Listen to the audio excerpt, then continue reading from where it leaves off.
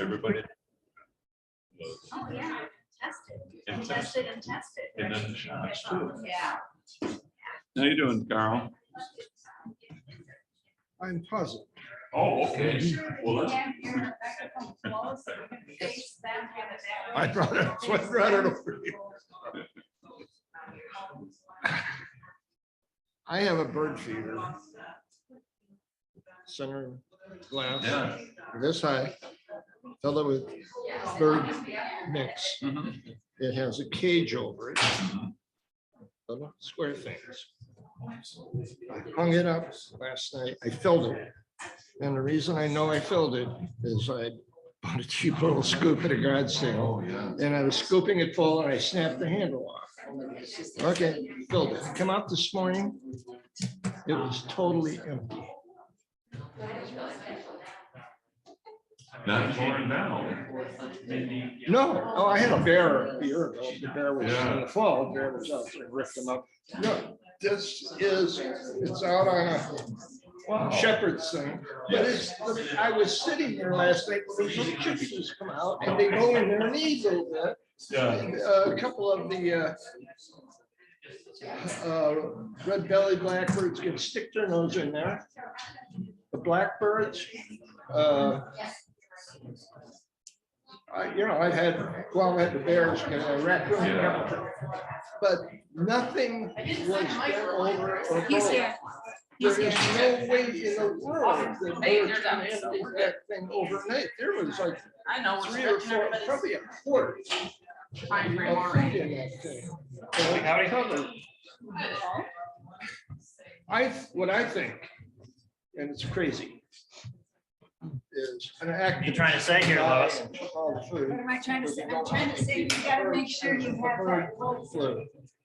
You But I want don't to just know who like would do tape it. it to my forehead? But I have no other explanation. Where there's nothing. on Have you the ever had someone say Very- they couldn't no. hear me? No, it wasn't a whole lot. There was a whole lot on the Yeah, they can hear you down the street. eating it over the weeks. Well, that's why I moved mine out a But little no, bit because completely, Yeah. no, it's a I combination acknowledge of, the reality of genetics. It's the leaning back, like Al's doing right It now. was totally full. When I And went then in the having house it at 8 off. o'clock. Okay. Yeah, well, I Yeah. usually, if I know I'm gonna speak, I usually lean in, but that Just a kicker. didn't do any good, obviously. No, you were right up there on it. Yeah, right, like, I wonder what- but there Yes, were- I have had people somebody emptied it. Remove microphones from my presence. Oh, God, it had to be a huge. yeah, you're like a Was there any other- built-in, I have a built-in PA system. yeah. I've been yelled at it since probably birth. Some of them. Don't remember the first couple of years, but it kicked in soon after. Yeah. It's all right. See, those would have been all cleaned up. But it's There's been really a lot handy of for birds public come in and just So- fast, And they cleaned up everything. Yeah, but. Or kids field day. No matter. I have a friend up north that speaks I've really seen the loud. black girl. Problem is, she does Reach it up with his hand and you get a- like right next to you in the car, Yes. you know? It's a real I thing have to full. consciously They can climb anything if you want. adjust. You know, I've Well, watched, you know. yeah. Because my natural speaking voice I've is seen right him about climb like up. this. If If I I'm had just one on a speaking rope off a comfortably, tree, why are climb you down, yelling at me? chew the rope off. That's just my default They setting. grip my- Right, so what happens when you do yell? Here. utterly. No, Like a megaphone?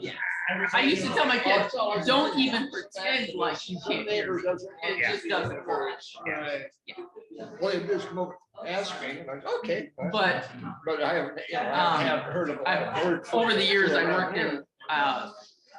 worked in a lock facility. I worked with kids and Starlings. you know, Now they're coming over and eating it all. it was always a struggle to keep it down so it didn't sound And like I I have was the yelling at them. hummingbird feeder out there. That'd be pretty Oh, well. cool for somebody to come Hey, in. we're good to go in exactly But we could, you know. 6:04. But I can't imagine. So you my better sit down. get to it. Got plenty to do. You know, that doesn't even. All right, that makes I'm no gonna call the sense. meeting to order at How 6:04. could some totally empty it? Sorry to cut you off, Carl. I just realized we were overdue. All right. All rise for the Pledge of Allegiance. I pledge allegiance to the flag of the United States of America and to the republic for which it stands, one nation, under God, indivisible, with liberty and justice for all.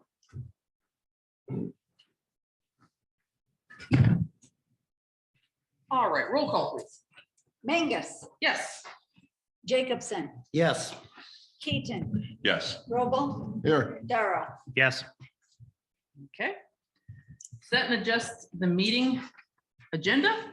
Any recommendations? We're good where it's at. Okay. As always, more than we can get to anyway. All right. Any conflict of interest this evening? Nothing new on the agenda. All right. All right, I am going to open it up for public comment. I will request that everyone keep it polite and civil. I did have a couple reports come back of phone calls that were maybe a bit out of line. So that will not be tolerated here. So please just be respectful. The time limit is 3 minutes and you may only speak on each topic once per public comment. I'm going to open it up for those of you who are in person first, and then we'll go to Zoom.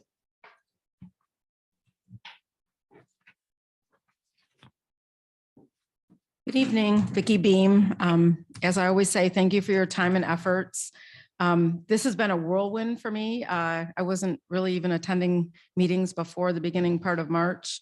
Obviously, getting more involved and becoming more aware of what's going on with township affairs. The one thing that I can tell is certain, the township needs help and it needs it now. I know that you guys only have so much control here. I thank you for all of your time, as I said. I would love to have an opportunity to get public feedback, town hall. I'm going to bring that up in the board meeting as well. There's a lot going on. There's a lot more pressure coming every single day. And we're hearing it from all of our neighbors, not just Baggs Road. And this isn't just about the Baggs Road site condo. It really isn't. As I've told you, I'm not opposed to development. My goodness, I'm doing it myself. And this is the second home that I'm building in Whitewater Township. And as long as it's in line with the master plan and ordinances, I don't think any of us have a problem. But remember, from the very first night that we had this discussion, the vet clinic, and it was the first vet clinic, so I can't remember which one, the Sun Brothers. It was brought up that you guys had a lot of discussion about, is it rural, does it fit? And then when it came to the site condos, nothing was even said about, does it fit into the rural character? We've heard lots of information about how the developer can choose how they're going to be considered. And I certainly didn't have that luxury when I bought my property. There was also a comment made about if you want to control what happens next to you, buy more property. And I've told you I've bought that. Some of the things I said was out of context, but I'm also limited on what I can do in my property. And I've seen that since I've been there, and as it should be. It really should. We all are living here for a particular reason. Last time I was here, we talked about campgrounds, and I at the end said, do you realize that 40 acres saying 10 campsites per acre, we're talking about 400 campsites. I don't know if any of you went out to take a look at campgrounds that are around here, but some of the taxpayers did. Everflowing Waters, 12 acres, they have 52 sites, which is 4.3 an acre. Whitewater Township, I think we're all pretty familiar with Whitewater Township, 15 acres, 55 sites, 3.6. Of course, you also have to include some property outside of that, but let's just talk about the site itself. Traverse Bay RV Resort, beautiful resort on 72, 107 acres, 217 sites, 2 per acre. So again, I am hoping that you all take the time to look at what you're putting in place that's going to impact us. I keep saying this. What you are letting go through is going to impact us forever. It will have an impact and there is no turning back. And I keep being told, don't worry about Baggs Road. It's just preliminary. Well, guess what? They've been out with excavators. They're out digging holes and looking at things. So I think it's past preliminary at this point. So again, please, please think about this. Take what your taxpayers want and deserve. Thank you again for your time.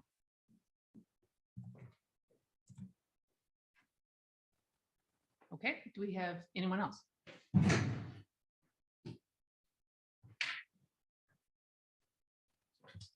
So I'm Randy Melnick. I live at 9304 Wheeler Oaks in Williamsburg. And I just have a couple of comments. I'll keep it to 3 minutes here, but I do want to kind of piggyback on the issue with regard to the commercial campground zoning amendments, which I know is on your agenda today. And one of the things I noticed, and I did a little bit of looking at requirements for campgrounds, but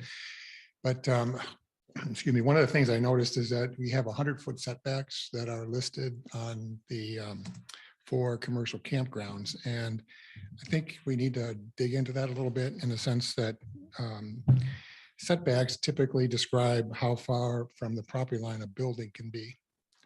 Okay, so, you know, your front setback, you have to be so many feet from the right of way, side lot lines, et cetera. Your township zoning ordinance defines yard as the space around a structure.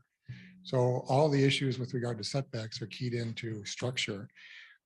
If you intend that the area around a commercial campground be open space to serve as a buffer, we might want to look at some different language in that respect. I mean, if you think the 100 feet around it is going to be undeveloped and buffer area to protect it from adjacent property owners, probably need to look at that language a little bit more carefully. I did do a graphic here I'll share with you that just depicts what 40 acres looks like. 100-foot setbacks.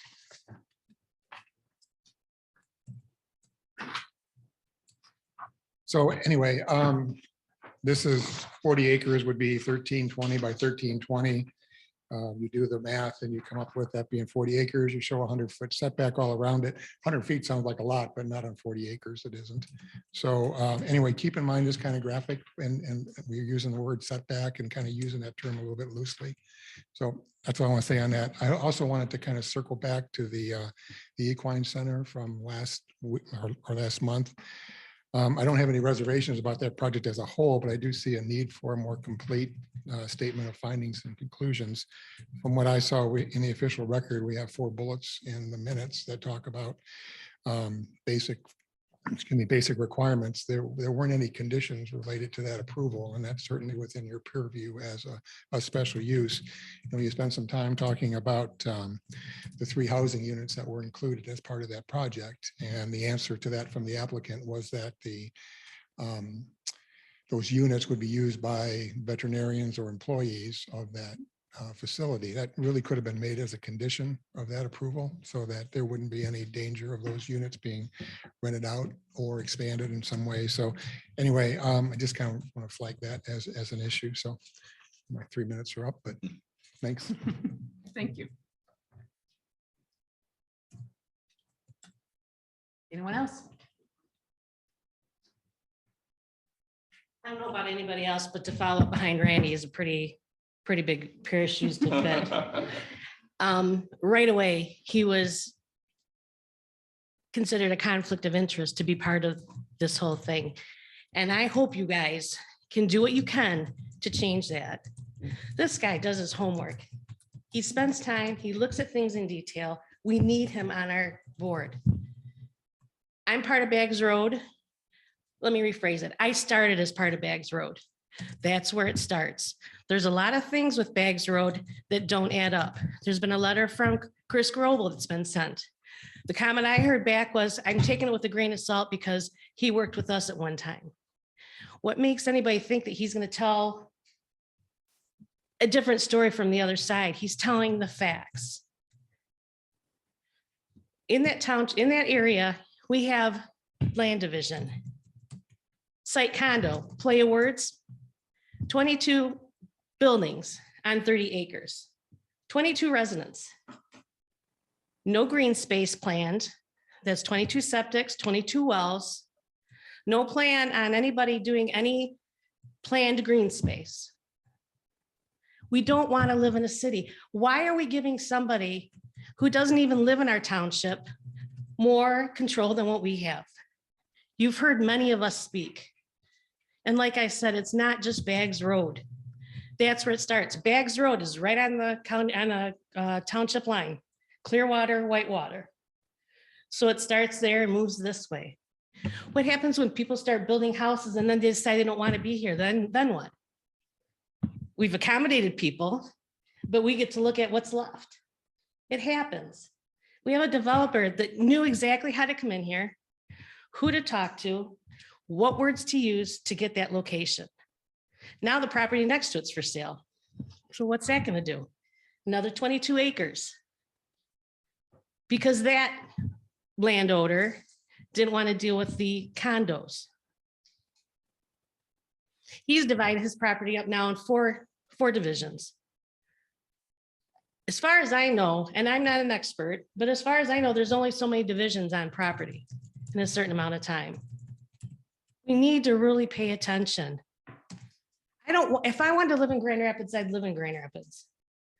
Whitewater Township is beautiful. We have campers that come up here because it's beautiful. We don't want to jeopardize that. We don't want to lose that.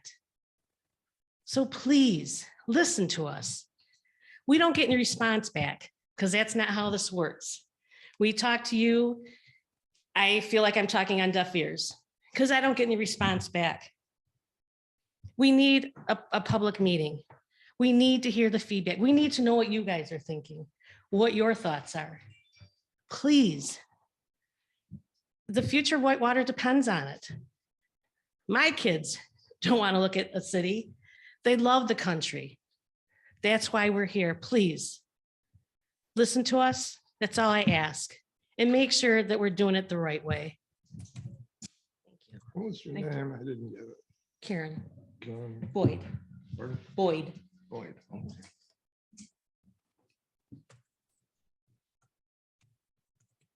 Thank you, Karen. Do we have any other comments from town hall?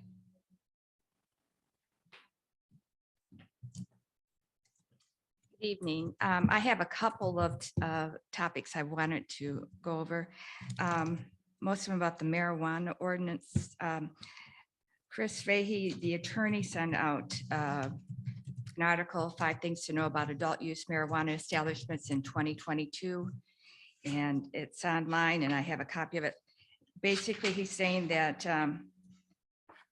licensed adult use establishments require various building needs once authorized within a local municipality. So if a marijuana grower is buying a different type of facility and using it for what was prior used for like tomatoes, potatoes, and corn, or greenhouse stuff, that when they come in and want to use it as a marijuana facility, they have to follow the construction, the state building code, official code, the state fire code, the code enforcement for health and safety and all concerns. So if they buy a permit, let's say that used to be a cherry processing facility at one time, they need to get a building permit code that will meet all of the requirements for the marijuana industry. Secondly, I can't tell from the agenda, from the packet, excuse me, from what was drawn out and the red lines and all that, and what came back and what meant what. But I definitely am concerned about the distance of the marijuana facility from the property line, not the nearest building. It should be 500 or 1,000 feet from the property line. It's unfair to have a business come in and have the right to grow and to keep the profits, but with it comes responsibility, and they should not be able to put their business facility right next to their property line and then 500 feet closer to my house. They should, it should be closer to 500 feet away from the property line. Special use permits, I was looking at that. MDARD has a right to farm, I don't know how to say it, GAAP, generally accepted agricultural management practices, that anyone can go in, and if they're coming, it's for site plan review prior to let's say someone, it's for a variety of businesses, livestock. It's mostly livestock and cranberries, and I printed all out, but I didn't bring it. 6 different things, but on the site, they will come out and evaluate your site prior to you using it for what what you want. And you have the right to farm, but people will file a nuisance complaint against you with MDARD. And you're only covered under certain categories. There's 4 categories. So when you get, the closer you get to a residential area, and it's the number of houses within a quarter of a half a mile of the property that you want to use it for, it can be covered or not covered under right to farm. So if somebody wanted to do a site review with MDARD as part of the permitting process, a special permit use, it would be helpful to them and to the planning commission, who had to make a decision on whether they could actually operate without a nuisance complaint. And it saved them money and time. So I think I heard a ding. Okay. Thanks, Denise. And they're usually called GAMPs. They just shove it all together and call them GAMPs. Yeah, I wasn't sure about the double A. Yeah, Okay. that's just where it ended up. Thank you. No problem. All right, do we have any additional comments from town hall? Vern, it's all yours. Vern Goodnick, and I know Kim and Mike know me, but the rest of you may not know.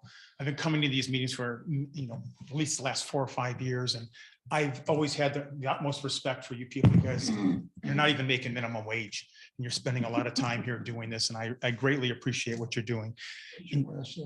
Goodnick. Goodnick. Go ahead and try to spell that. You're not going to make it. But you do have a daunting task. And what I see happening here right a lot is you're fighting fires. People are coming in here and demanding things happening all the time. And you're not able to look at the big picture and develop basically a strategic type plan. And I can tell you from experience working in the corporate world, it's impossible to have basically doing your operations type thing and developing a strategic plan at the same time. So I'm glad you guys are going outside to look for some support and help. Like I said, I've been coming here at least the last 4 or 5 years. Recently only via Zoom because of the COVID thing. So I've been kind of trying to keep my distance, nothing personal. I know there's been a lot and an enormous amount of people coming to these meetings and stressing the coming here and stressing the desire to keep the rural nature of Whitewater Township. It's in our master plan to do that. You've had people from Island Lake, many of you don't know here, stressing the need to keep the rural nature. People on the marijuana issue coming here wanting to, not allow overdevelopment of that. The recreation and conservation team, coming here and wanting to keep the 5-acre ordinance intact. The condo development that was supposed to be proposed out on Moore Road, and now the condo in Bags. So you see a lot of these people coming here stressing the desire to want to keep Whitewater Township rural. That's why I want to move here. I'm tired of being downstate in the city life, like they used to say on the Green Acres. And you probably are the only one that knows that. I know. I watched it when I was young. Okay. Well, thank I'm you. at 9:30. Right behind Hogan's Heroes, right? Our kids would be lost, but we're still. And I know and again, I respect what you're doing, and I don't know if all you guys realize what Acme has done. They've been working with the Grand Traverse Conservation District, and they've been they actually have a millage where they're buying property and trying to keep it at a 5-acre minimum, so that they can control and manage overdevelopment of Acme Township. So what are these developers they're doing? They're coming to the next grass thing, and they see a lot of holes in our ordinances here, and they're taking advantage of that. And so I know you're working on it. I respect what you're doing, and I appreciate what you're doing. And just listen to the people. I know the board doesn't necessarily do that as well. And I've seen that a lot more here on the Planning Commission. So thank you, and please keep up the good work. Thank you, Vern. All right, do we have any other comments from town hall? All right, we will move on to Zoom. Do we have any public comments from Zoom? Please either use the raise hand icon button or wave at Lois so she can identify you. And Connie Highmore. Connie, the floor is yours. Hi, Connie Highmore, Bags Road. Thank you all for what you do for the township. We appreciate your efforts. As several of public comments have stated, along with recent information that has been accumulated and presented to the Planning Commission and Board, the Bags Road site condos do not meet the master plan or the zoning ordinances of Whitewater Township. I sincerely hope that careful thought and consideration is being given to this project. I know that Bob Hall requested a moratorium last year. The township attorney requested a moratorium. Supervisor Ron Pop has requested a moratorium more than once. The taxpayers of Whitewater Township have requested that there be a moratorium on this special land use permits, and still nothing has been done to resolve the issue. Many people see a problem, that's obvious. In Christopher Grobel's most recent letter dated May the 6th, in one of the paragraphs, it says required compliance with the master plan. And then he goes on to state that it's agreed by township elected and appointed officials, the staff at Whitewater Township's master plan does not currently comply with the minimum standards of the Michigan Planning Enabling Act. This fact subjects the township to challenges for implementing and enforcing any new zoning decisions until such inadequacies are remedied. Importantly, the site condominium development as proposed conflicts with the township master plan's stated goal to preserve Whitewater Township's rural character. This isn't just an important that's the end of the quote from the letter. This isn't just an important statement that concerns Bags Road condos, site condos proposal. This statement affects the entire township and the beautiful rural land that it sets on. Please help with a resolution to these issues. It's important to all of us. Thank you for your time. Thank you, Connie. Do we have additional comment from Zoom?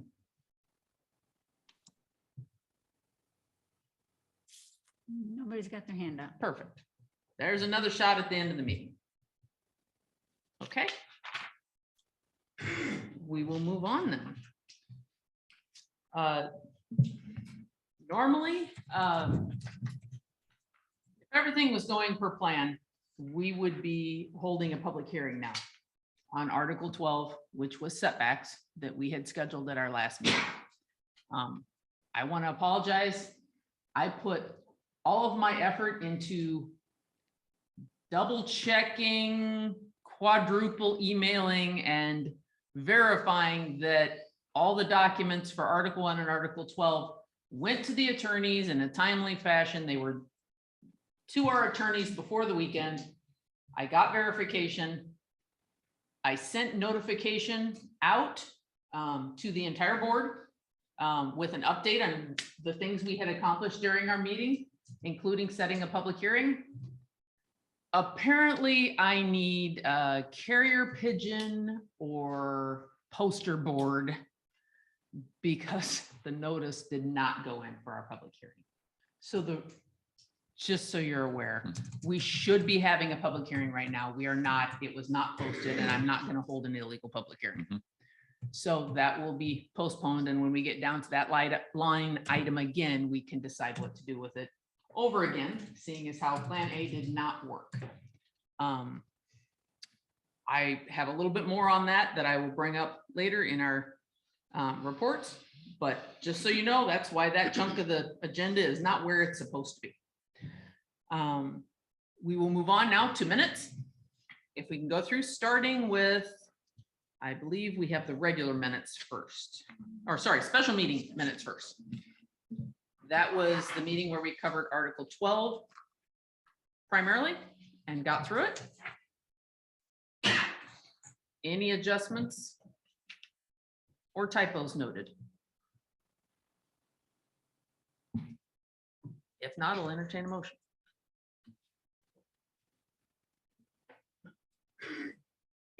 I'll make a motion to accept them just how they are. Do I have a second? I second. I have a motion, a second. Any further discussion? Okay, roll call vote when ready. To accept the minutes as proposed. Correct? That's Jacobson, what you- Yes. Mangus, Yes. Robel, Yes. Keaton, Yes. Darrow. Yes. All right, regularly scheduled meeting minutes. That was our 7 o'clock meeting, where we did have public hearings. We had a public hearing on Article 25 special use permit and SUP descriptions, as well as a public hearing on classic equine veterinary facility.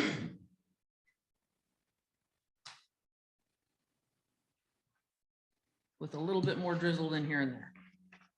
Any edits, corrections, or alterations?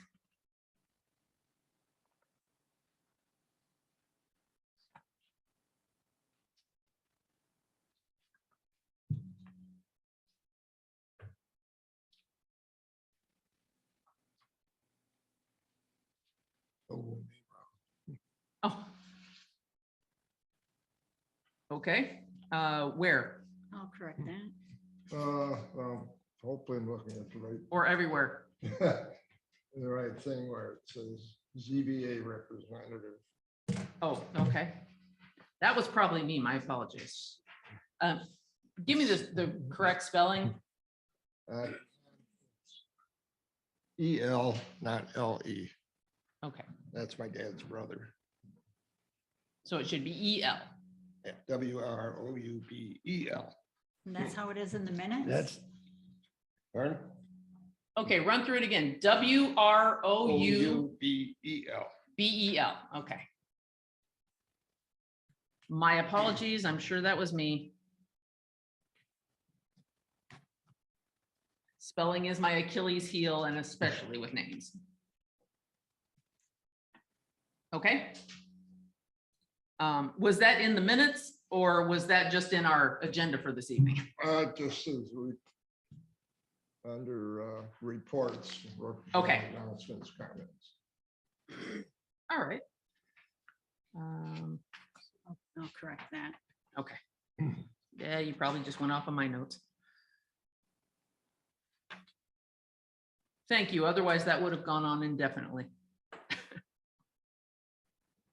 Okay, any other adjustments?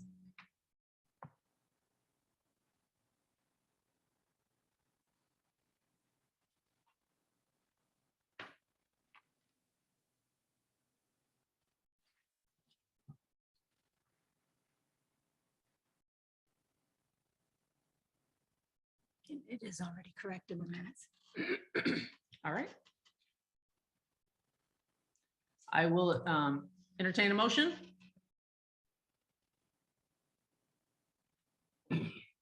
I make a motion that we accept the. Okay, I have a motion. Do I have a second? I'll second it. Thank you, Al. I have a motion and second to accept the regularly scheduled meeting minutes for May 4th as proposed, correct? That's what. Yes. Roll call when ready, Lois. Keaton, Yes. Mangus, Yes. Robel, Yes. Darrow, Yes. Jacobson. Yes. Thank you, gentlemen.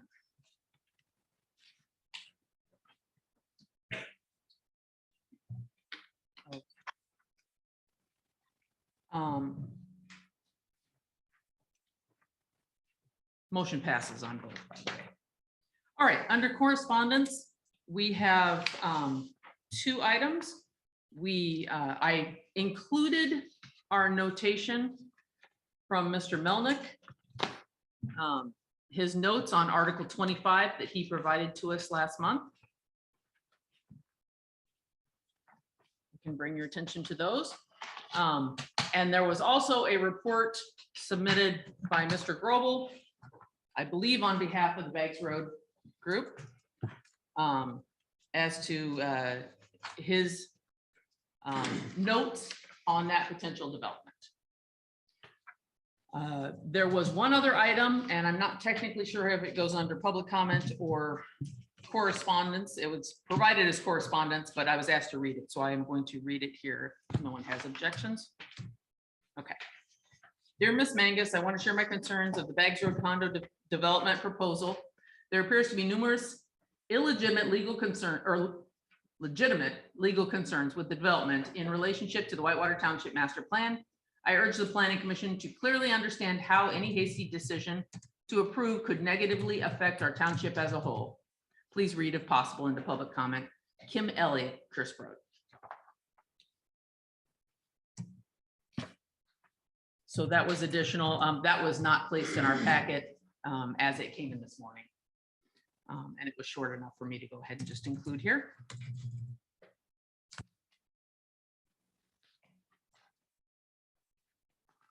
Okay, reports and presentations. Bob, you are up. Just in time. Thank you, thank you. Rushing from one job to the other. I just have a few comments that I want to make to the Planning Commission this evening. First of all, hope you all had a fine Memorial Day weekend, and thanks for being here on this wonderful, what is it, Wednesday evening now. I want to let everybody know about a personal policy I have, and that's one of respect. I know all of you live and work around Whitewater Township. You have people that reach out to you about topics that they think are of interest and that you need to know about. I get phone calls as well, as I continue to get phone calls, and I don't think you have to guess about what most of them are about, besides the Bags Road condo development proposal. I hung up on somebody today because the conversation became uncivil, and I want to let you know that's a policy of mine. I'll talk to you or any member of the public or board member until I am blue in the face, as long as the conversation remains civil and does not become accusatory. When it does, I end the conversation. That's all I want to say about that. I was watching some training videos yesterday, and I just want to shout out a few things that I heard because I think they're relevant to what we're doing right now. And one of the comments was about special land uses and compatibility. And I know a couple of you have been through Citizen Planner and you've read some books. And oh, by the way, speaking of books, I have some handouts that Clerk Goss got for the Planning Commission based upon last month's attendance and what they needed. I'll go back and get those in just a few minutes. And typically you have zoning districts divided into permitted uses, which are permitted by right, sometimes subject to special land or site plan review. And you have special land uses.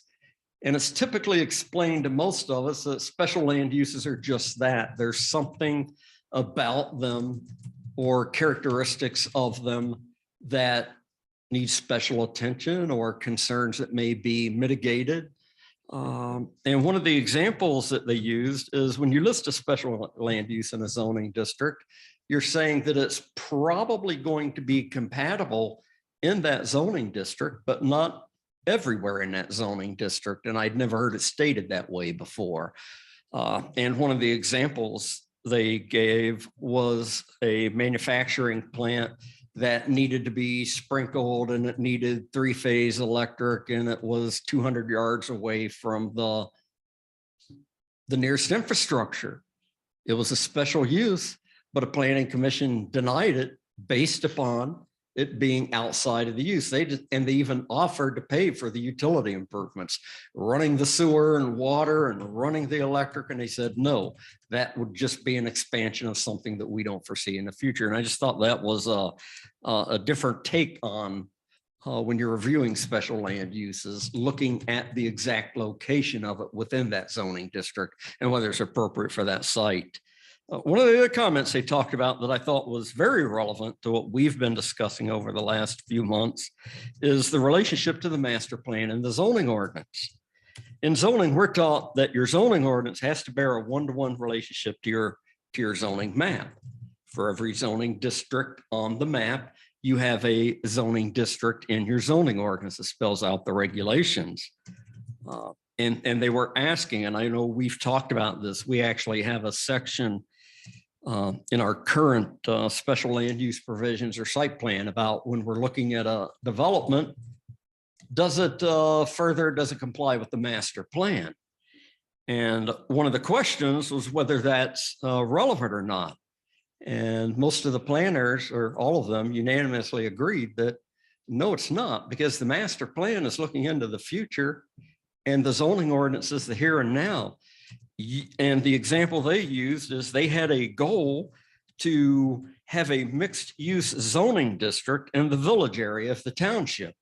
But the zoning ordinance had no mixed use area, had no other implementation tools. And the reason was it was a goal. The master plan is the here and now, and they may not have achieved that goal at that point in time. And I think you can all relate to that with us here, with our master plan and our zoning ordinance.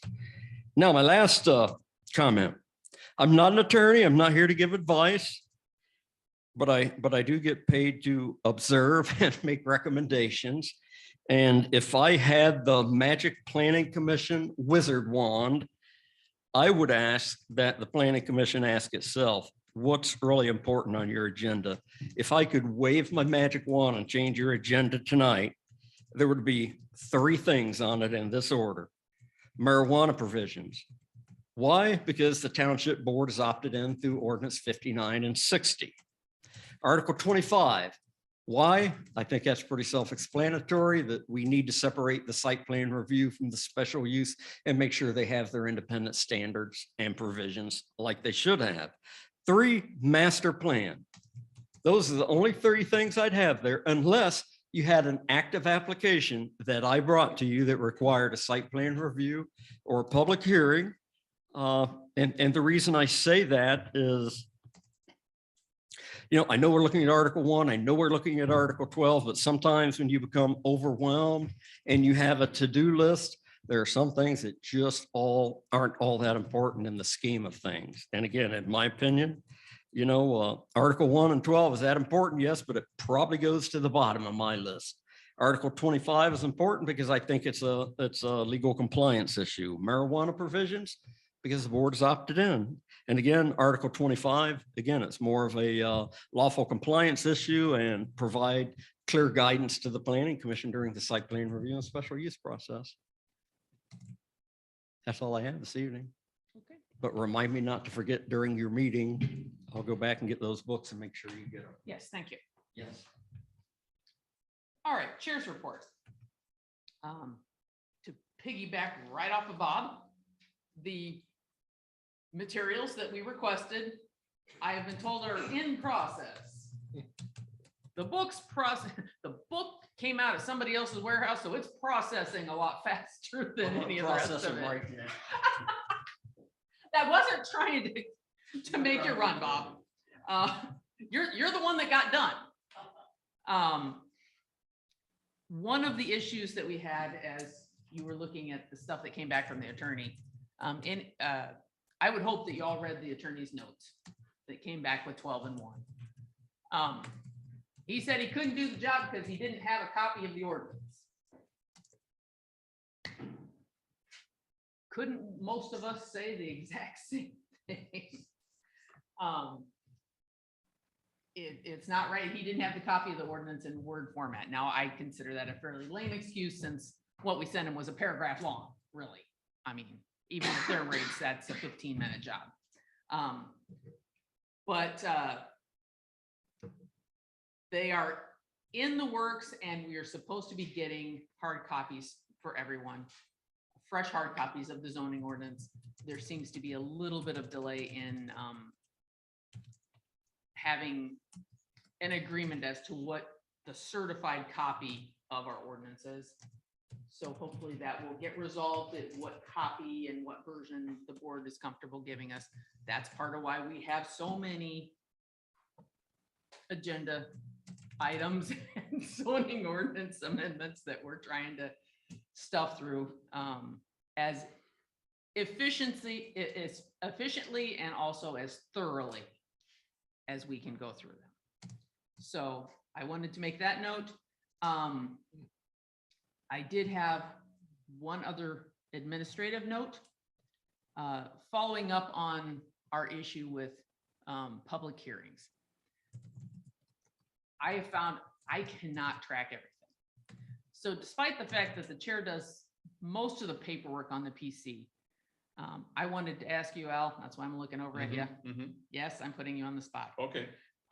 Would you be willing to help follow up and just verify that public hearing notices get noticed and get a copy? I will, when I send Sure. material to Bob and to the clerk, I'll send it to you also. And if you can follow up and make sure that it is That they've got, Posted. that they received them. not just they received them, that the notice got posted Sure. in the paper Mhm. so that we don't end up dropping a public hearing simply because Okay. it didn't go in the newspaper.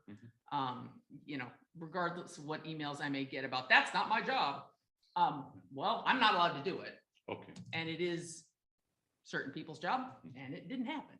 Okay. So if we expand maybe our oversight a little bit, I don't want that to happen again. Okay. We can't afford it. Okay, I'll just get with you and get the details of what you want me to do. That would be and awesome. No Awesome. problem. Just even if it's just calling the clerk Mhm. 5 days before the deadline to make sure that she sent it in and that we have verification that it has been done. Okay, That's probably all it means, okay. but one less thing for me and Mhm. backup and assistance, a little bit of delegating. I'm hoping will help.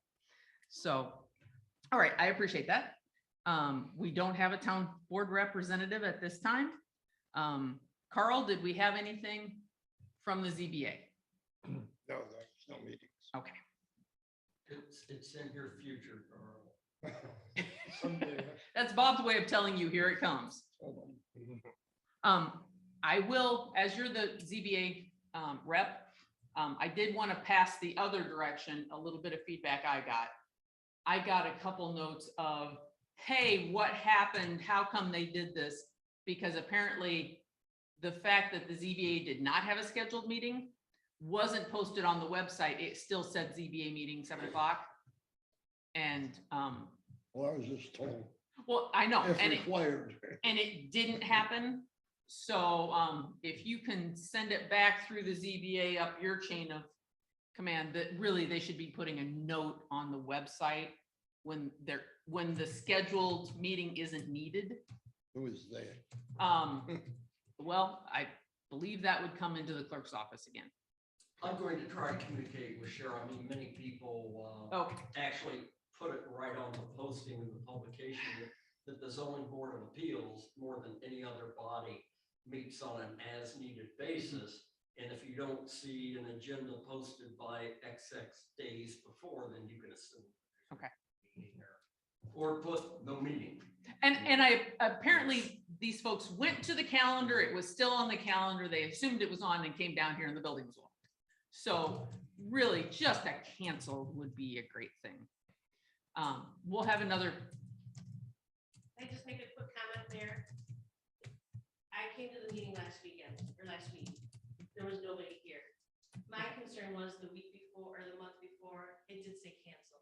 That's all we're asking, is just communication. Yeah, it just that little things are getting missed and we're doing our best And I to understand slow that. down as many of them as possible. And it's me not seeing agenda, I didn't, Mhm. I'm new with this too, Yep. so not seeing agenda, I didn't know. But It's, that's why I want to make that clear that it's just that's okay. consistency is what. Yes, it's just polite to put canceled Thank you. up on the calendar. So just a little feedback that we got back. And I don't know if you know who to call in the ZBA or if Bob's gonna take care of it. Either way. All right, unfinished business. We have Article 25, and I understand that this is come back to us in bits and pieces here and there. There's a red line, there's a clean version. I will encourage you, the red line version is miserable to read, almost impossible to diagnose. unless you just go to the clean version and you realize that almost everything on the red line just, they changed the font, which I could care less. I don't care. I don't even want to be notified if they change the font. I want to be notified if they change the words, the meaning, the content. So the red line version, the adjusted version, in my opinion, of the attorney's version of 25 is not as daunting as our red line version would indicate. It has a correction every other line, and they're all changed to 12-point font. So if we can go through, we can do this two ways. We can go through the attorney's notes and address them. Or we can just go through the ordinance and see if there are any sections of the clean version that anyone still has concerns with. Any preference? I like option 2. Okay. Am I missing something? Do you have a hard copy of this available? Yes. Because I'm Yeah, we can get one. not sure what I'm looking at. Do you have one already, Lois? Give him the clean version and the attorney's notes are the two things that he Oh. needs. I don't seem to have that on my.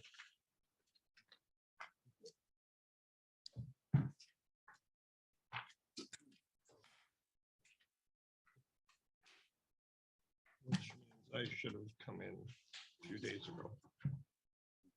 It was not the easiest thing to decipher. And if we can, Okay.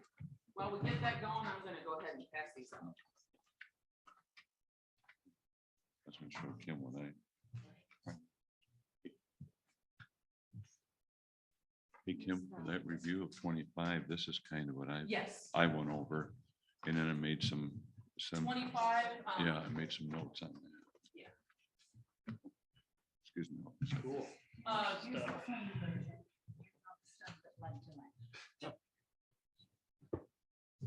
And I will tell you that I did also go through Mr. Melnick's report that he gave us last month, which is in our packet under correspondence. Right after our draft meeting minutes and before Grobel's my apologies, Carl. Grobel's report was Mr. Melnick's report that he gave us last month. I felt that was very handy to have that physically in as correspondence this month, even though it was presented last month at our public hearing. So, all right, our clean copy of the attorney's version of Article 25's adjustments. Anybody have anything on page 1 that was proposed by the attorney? I found page 1 to be formatting.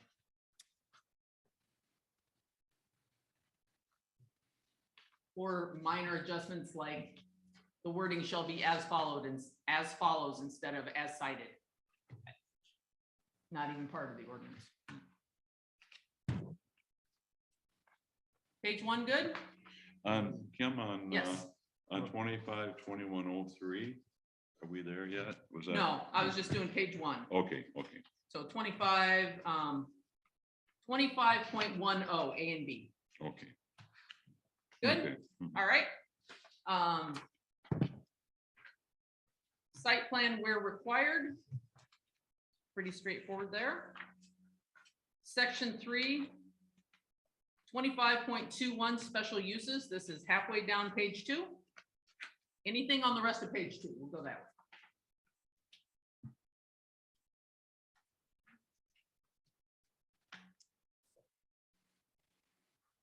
And we haven't gotten to Mr. Melnick's first note.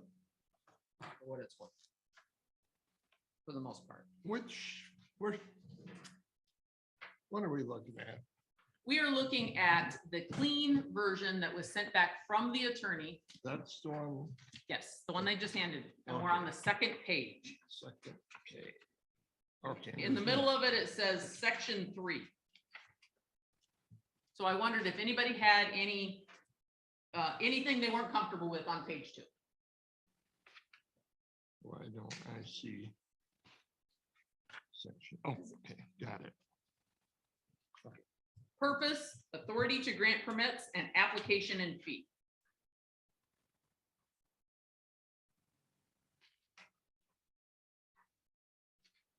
All good?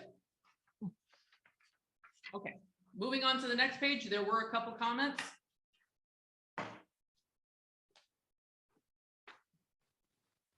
From Mr. Melnick. And a couple things that we could tidy up, some typos that were addressed at the public hearing. The first one is right about the middle of the top paragraph on the page. If it helps anybody, right where I have all the red scribbling, right about there. We have the zoning administrator shall use the additional fee to contact, select necessary experts, receive a work proposal and estimate from the experts on their fees and costs for the application and for the services of the expert. The note that we got, this one from Mr. Melnick, was that we might need to identify who is going to select that expert. Because it isn't specified whether it's the applicant or the township, and who at the township would be doing that. I think that's a great idea. Yes, it's implied that it's the zoning administrator, Right, but there's nothing that states. right. I had that a it will be. question just on that, Kim. Yes, What about if we eliminated that fee and put it as required? And then for the specific answers that we would need addressed. I think we were trying to not make fundamental changes Okay, and that fee, correct me if I'm wrong, Bob, I believe that fee is set by the township board. And we're just mirroring what they have set as their minimum. Is that correct, Bob? Yes, and just if you don't mind me interjecting just a moment, Mr. Nolan makes some excellent comments. And most communities that I work for, this is a very short section because one, the township board adopts an escrow fee policy. And those escrows are automatic. You don't submit a site plan without X number of escrow. You don't submit a special land use.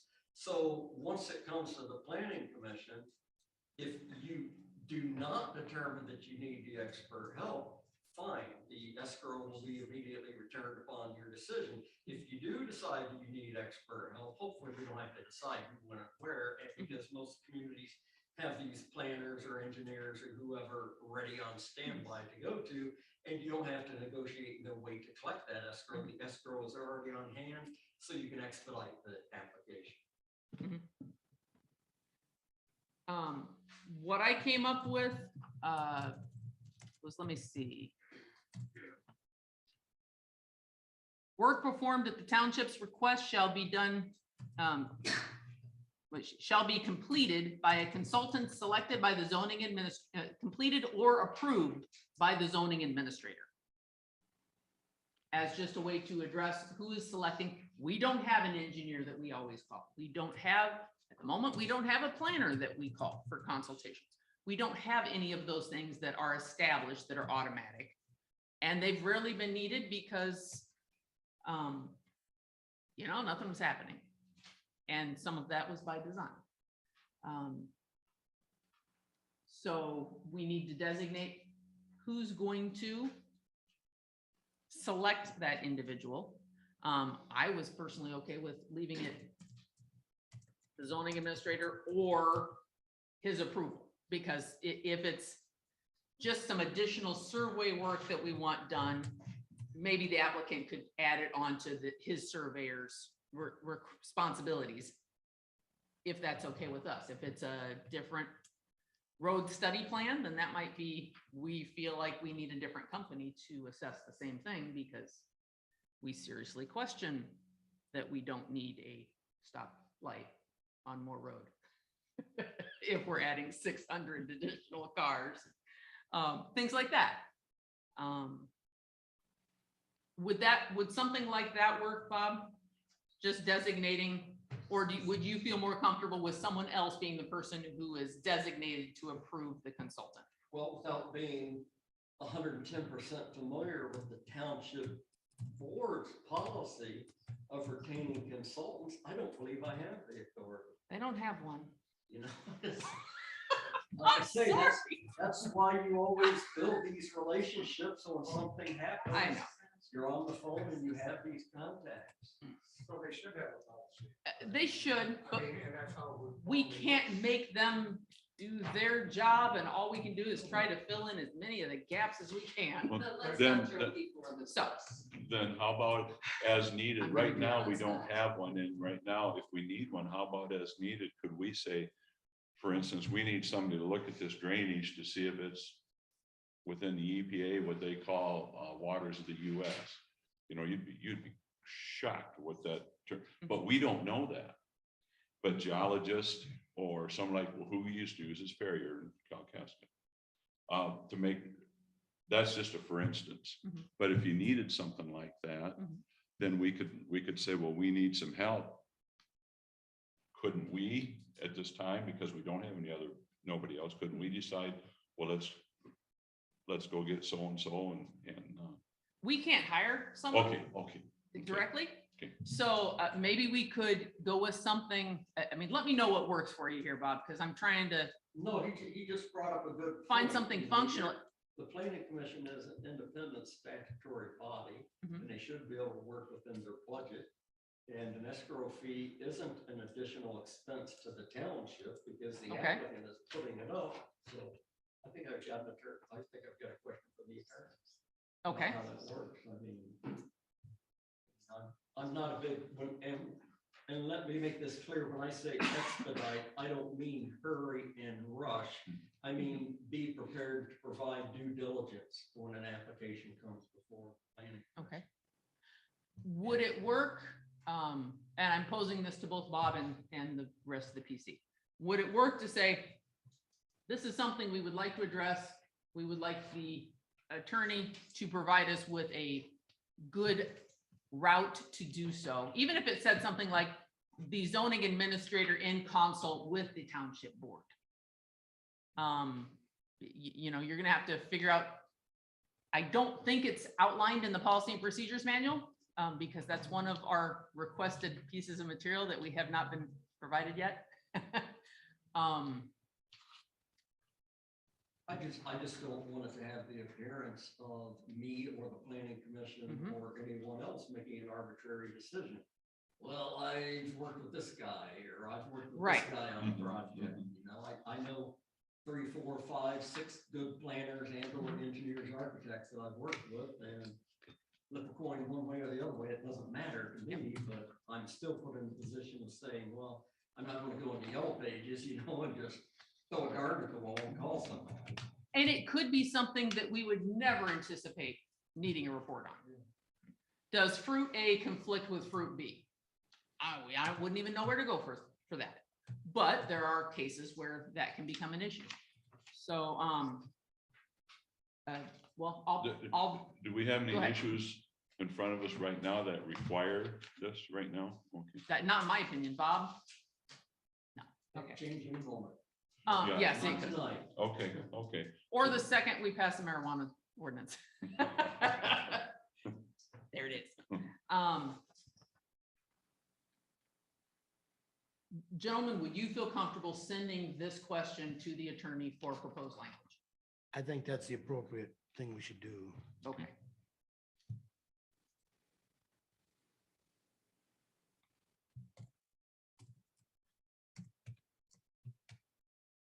Okay, Bob, you got that one? I'll We're good? reply to you before I send it, but I think I Yeah. know the gist of what we're. Okay. All right, excellent. Second paragraph on this page, it was brought to our attention at the public hearing that in one place we struck treasurer and just went with shall place funds with the township. Because the treasurer's not always available and quite often things are paid to the zoning administrator or to the clerk. But then later we left treasurer in. So I would say strike the township treasurer, first line, second paragraph, strike the word treasurer and change who to which. The township, which shall keep an accurate accounting of the funds. Or we can change both back to treasurer. how about we just went with the township, because if the treasurer wasn't here, but if we went to the township, then anybody that here could accept Yep. the check. That can accept funds, yeah. Mhm. That was our original discussion. We just missed one of the references to it, I think. Does that work for everyone? Yes. Yes. Yeah. Okay, I see enough nods to move forward with that change. All right, does anyone have anything else on, I believe this is page 3.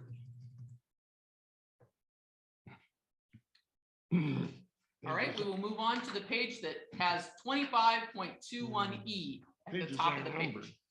What was that, Carl? Pages aren't numbered. No, Okay. the next page Unnumbered has, page 3, right? yeah, the next page has 25.21E at the very top line. Information requiring an application.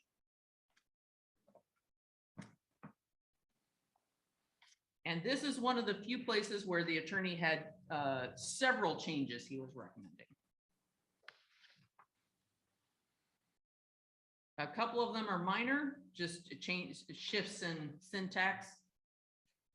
But he recommended adding lines 5 and 6 were added completely by the attorney.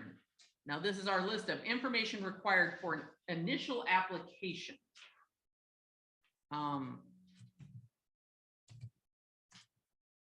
I'll be straight with you. I'm not comfortable with the addition of 5 and 6 on an application. I question whether an applicant will even know what structures are on the adjacent properties. And I don't see how an applicant could give you a written statement regarding the project's effects on infrastructure, traffic, capacity of roads, schools, existing utilities and natural environment and water aquifer without any studies or research. We usually get that in the form of an impact assessment statement that's provided by an architect. Exactly. So in your initial application, this is really just permission to do all of those studies that they're citing you have to have this. I don't want the developer's best guess. I don't want an applicant Right. winging it on their application. I typically see 5, but number 6 is usually farther down on the list and might be something that I request or a planning commission would request later Okay. on in the process to be supplemented, as part of the narrative material supporting the site plan or a special use.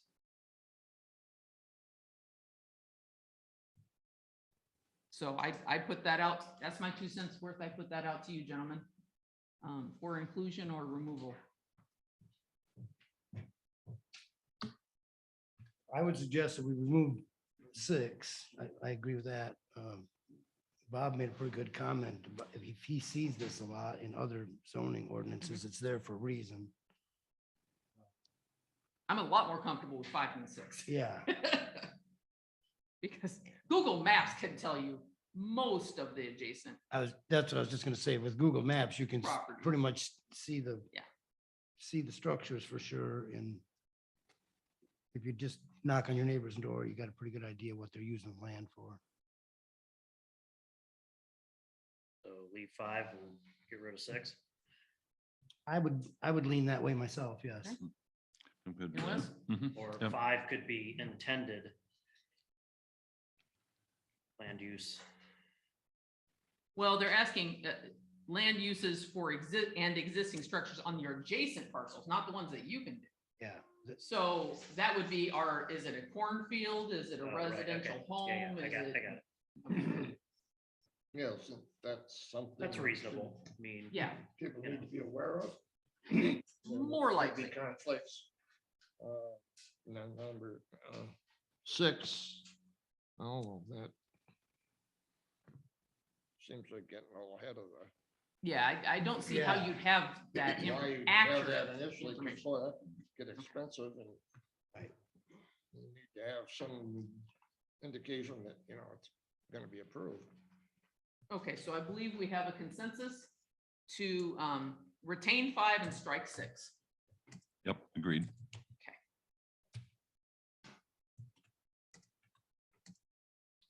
All right. And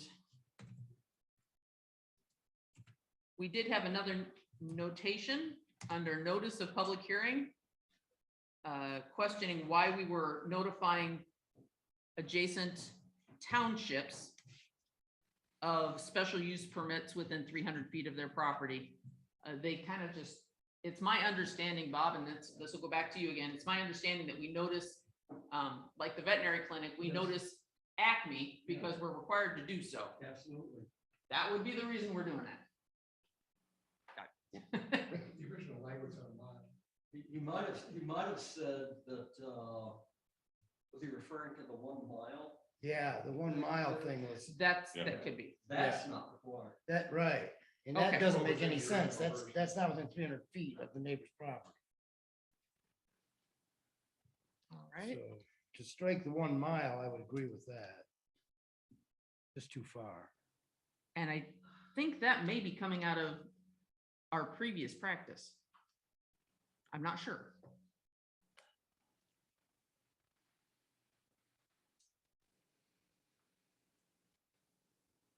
Okay, so do we want to shift 1 mile to 300 feet? Which is our normal distance, right? Yes. Okay. I mean, 1 mile's going over and above, but Yeah. you know, you'd be safe, but it's not necessary. Yeah. Okay, is that correct, Bob?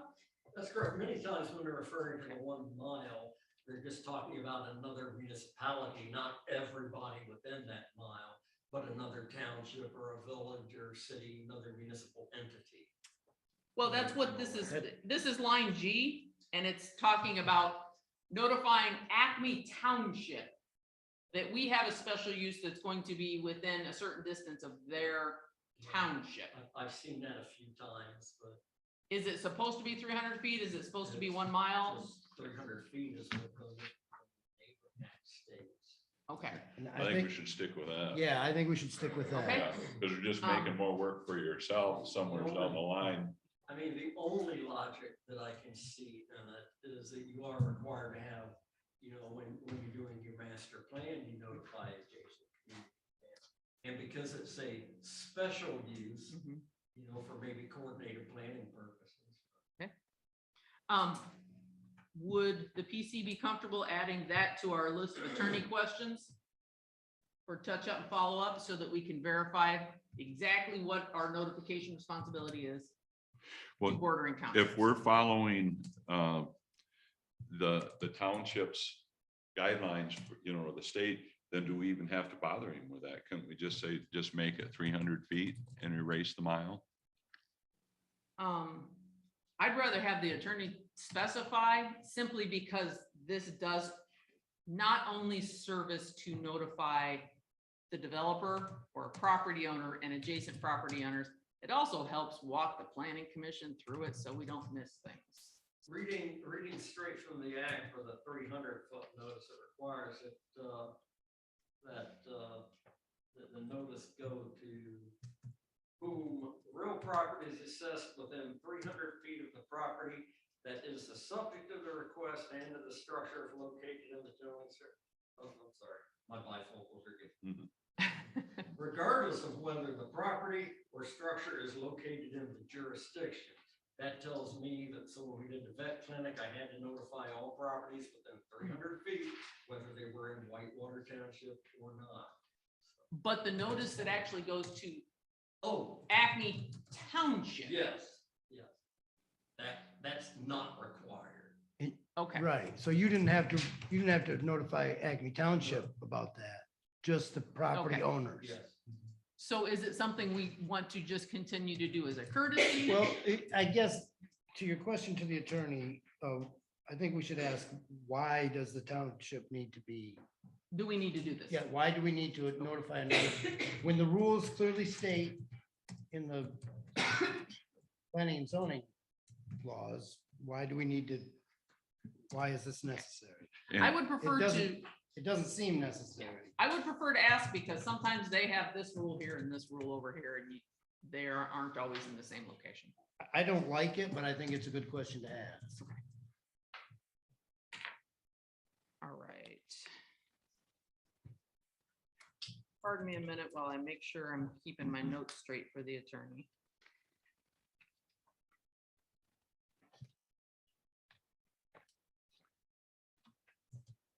Okay. All right. I would say too, if he says it isn't and it has to be a mile, then we'd like to see how we came to that, because Yeah. I would certainly think that the townships, I'm sorry, Bob, Kent, the Townships Association, right? Is that right? The Michigan Township. Yeah, they have it in their guidelines. So I think, geez, I'd certainly So think that'd be enough. May have come from some, it may Yeah. have, they may have plucked it out of some other common practice Mhm, that may not even mhm. be in the law. So it would be good for us to know, Okay. does that need to be in there? Why and how? Yeah, what's the reason? And I'll shoot you a list of questions for the attorney, Bob. And don't forget the end of that sentence on the top of the next page. It also includes Grand Traverse County. Yes. And the band of Ottawa and Chippewa. Yes. So, and then utility providers only if we deem it necessary or they've requested it. And they don't request it. Okay. That was the only notations there. So now we are on the page that starts with Traverse County and the Grand Traverse Band of Ottawa and Chippewa Indians. That's the top line on the page we find ourselves on. Does anybody have anything on the first half at the top, the first half of the page?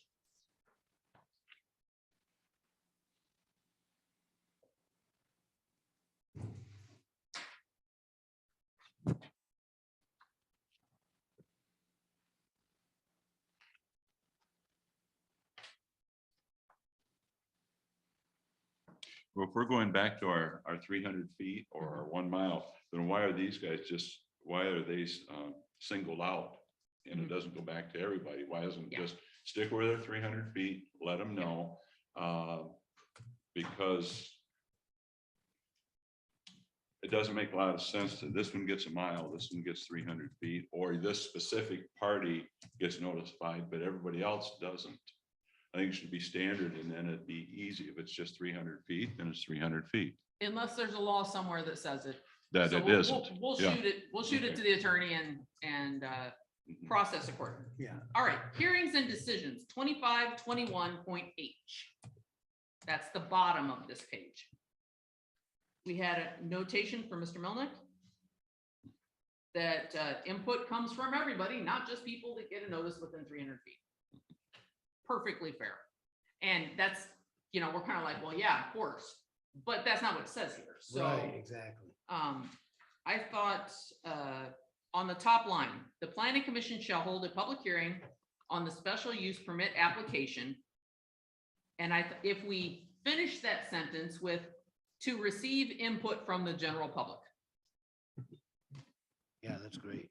In my thinking, that says everybody, Yeah, and then go on with the rest of the paragraph as proposed. right. Does that work, or does anybody have any other proposals for From the, wording? from No, the that general, sounds good. yeah, That sounds good. on the general public, and then go right back to notice pursuant to section 25. Well, then it would go, anyone who receives the notice, yeah. Yeah, yeah. May choose to submit material, because it kind of gives a little additional notice to people that are close, because it's going to impact them more. And so that if they want to provide written input, they're more likely to want to provide written input. Put it that way. All right. Kim, Yes. I'm getting comments that Mr. Hall needs the microphone. Mr. Hall doesn't have a microphone, so we'll try to work that out. Bob, could you swipe the public comment microphone and just set it next to you in case you need it? What if I just stay quiet? That works too. But I know I'm gonna ask you questions. You take the microphone. Thank you. We will try to take care of that. Good try, Bob. Nice. That's a good shot. A for effort. But no. Okay.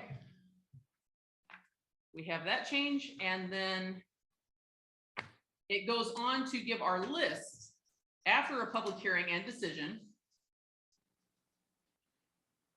At the bottom of this page, at a minimum, the record of the decision shall include a summary of public comments, formal findings of fact, the conclusion derived from the facts, the decision, and a listing of any conditions upon which issuing a permit is issued. An additional comment from Mr. Melnick. was that all of that should be put in writing, signed by a representative of the township and a representative or the property owner. So that everyone knows that everybody's on the same page without digging through 50 years of meeting minutes to verify it. It's something we haven't done before, but seems like a really good idea to me. Yeah. Bob, you might have some input because that would fall on you, but would that be a doable thing to do after a special use permit? Or do you do something similar now to generate a report that lists all the conditions and have it signed by both parties? I generate less than that now, but that's definitely not only best practice, but that's the way it is supposed to be done. Okay. And this is the time consuming and the manhandling part of public hearings and fact finding and rendering the decision. You know, that's what they say. You need findings of fact, conclusions of law, the reason you made the decision, and your final decision.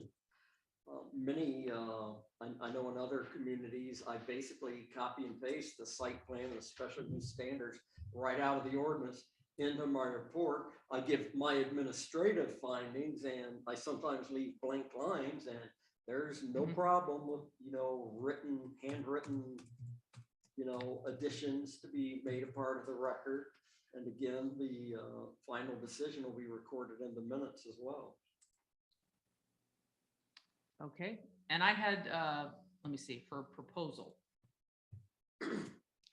Upon approval, the information provided for decision shall be incorporated into a concise document and signed by the zoning administrator and property owner. Is that thorough enough, Bob, or? Typically, if it's a special use or site plan review before the planning commission, it would be the chair or the secretary of the planning commission and then the applicant.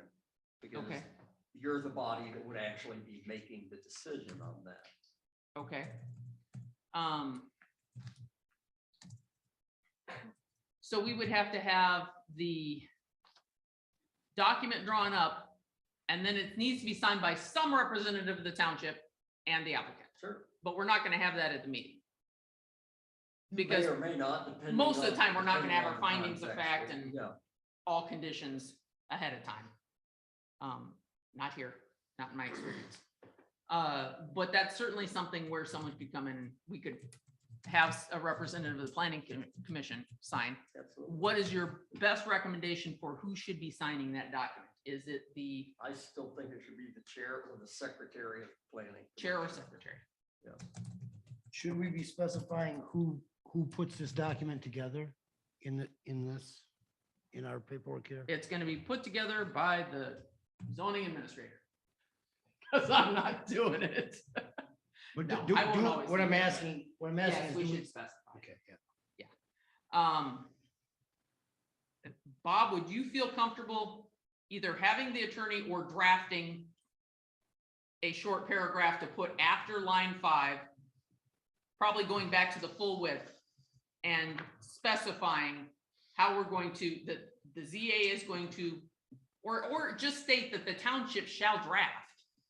I'm fine with that. Would that work for? Okay, the township shall draft a document stating all of the provisions, conditions for approval and restriction placed upon that special use permit. Well, pretty And much- that pretty much it will already be states signed that by. in 2, 3, and 4, and 5. That's pretty much what that says. But it doesn't say that we're gonna have everybody come in and sign it. Oh, no. So could you provide us a good line or have the attorney provide us a good line, just stating that everything's going to be put into one concise document and then signed by a representative of the planning commission, or say signed by the chair or secretary of the planning commission and the applicant. Got it. That way, everybody's on the same page, it's in their file, and we're not digging through minutes. Which is really just not, it's great that they're there, but it's not a good practice. I mean, I'm sure you're doing 95% of that already, except for the having someone sign it, but I think having it signed, a signed copy is a great idea.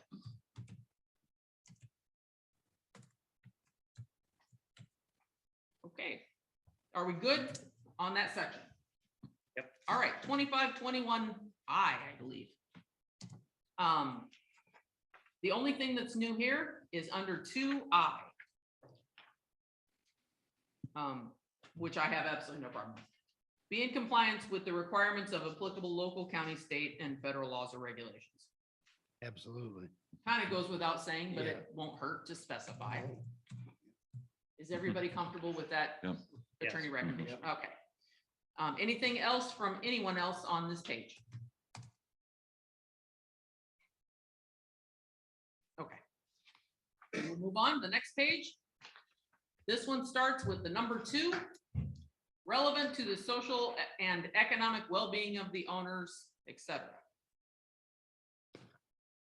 Anyone have anything to address on this page?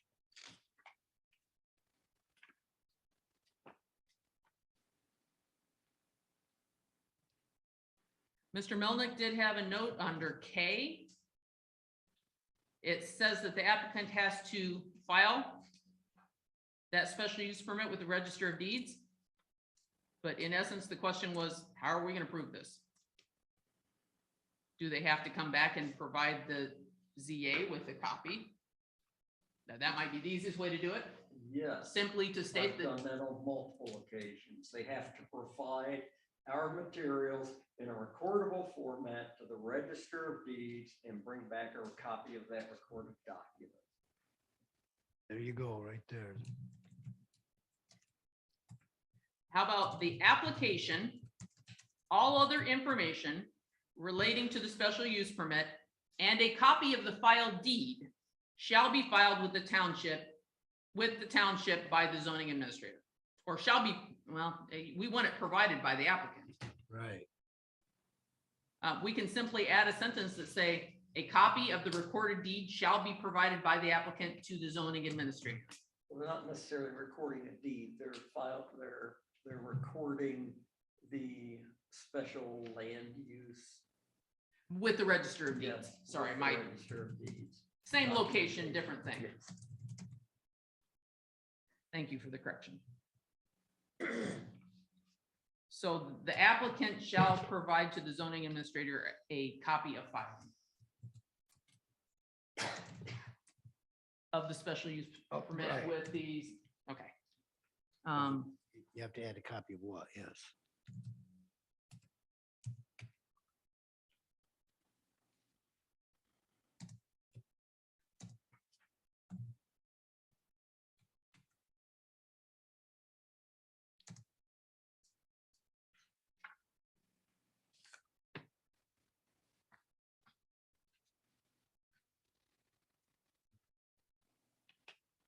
All right, what I came up with. What we have so far. The applicant shall provide the zoning administrator with a copy of the special use permit filed with the Register of Deeds. Or proof. I think the word copy is Copy. fine. Proof or documentation. Documentation, I like that. Yeah, one. that, yep. Typically, it's a copy of the entire packet that has that little sticker at the top of every page. It gives the library page number that it was recorded on. Documentation. All right.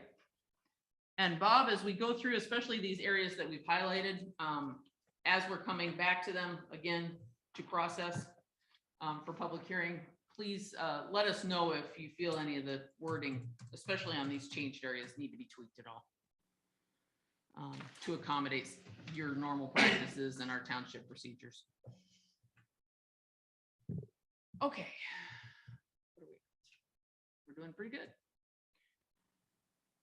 All right.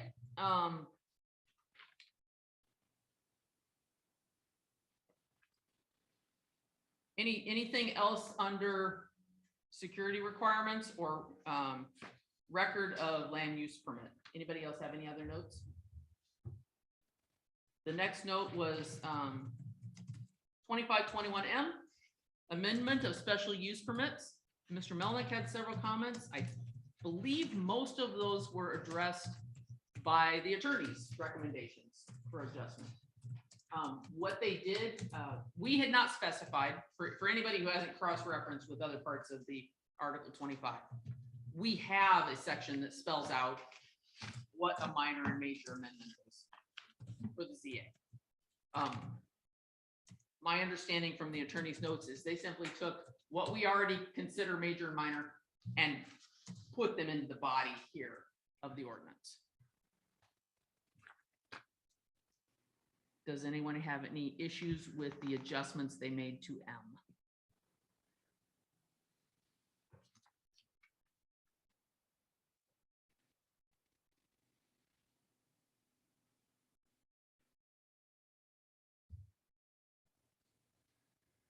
I think it was good what they did. Yeah. They took what we already had and just Yes. put it where it They didn't belonged make in this anything new. document. All right, Yep, good. next page. Fourth line is 2521 in, transfer a special use permit. They also made some adjustments here that I thought were an improvement. Just for clarification purposes.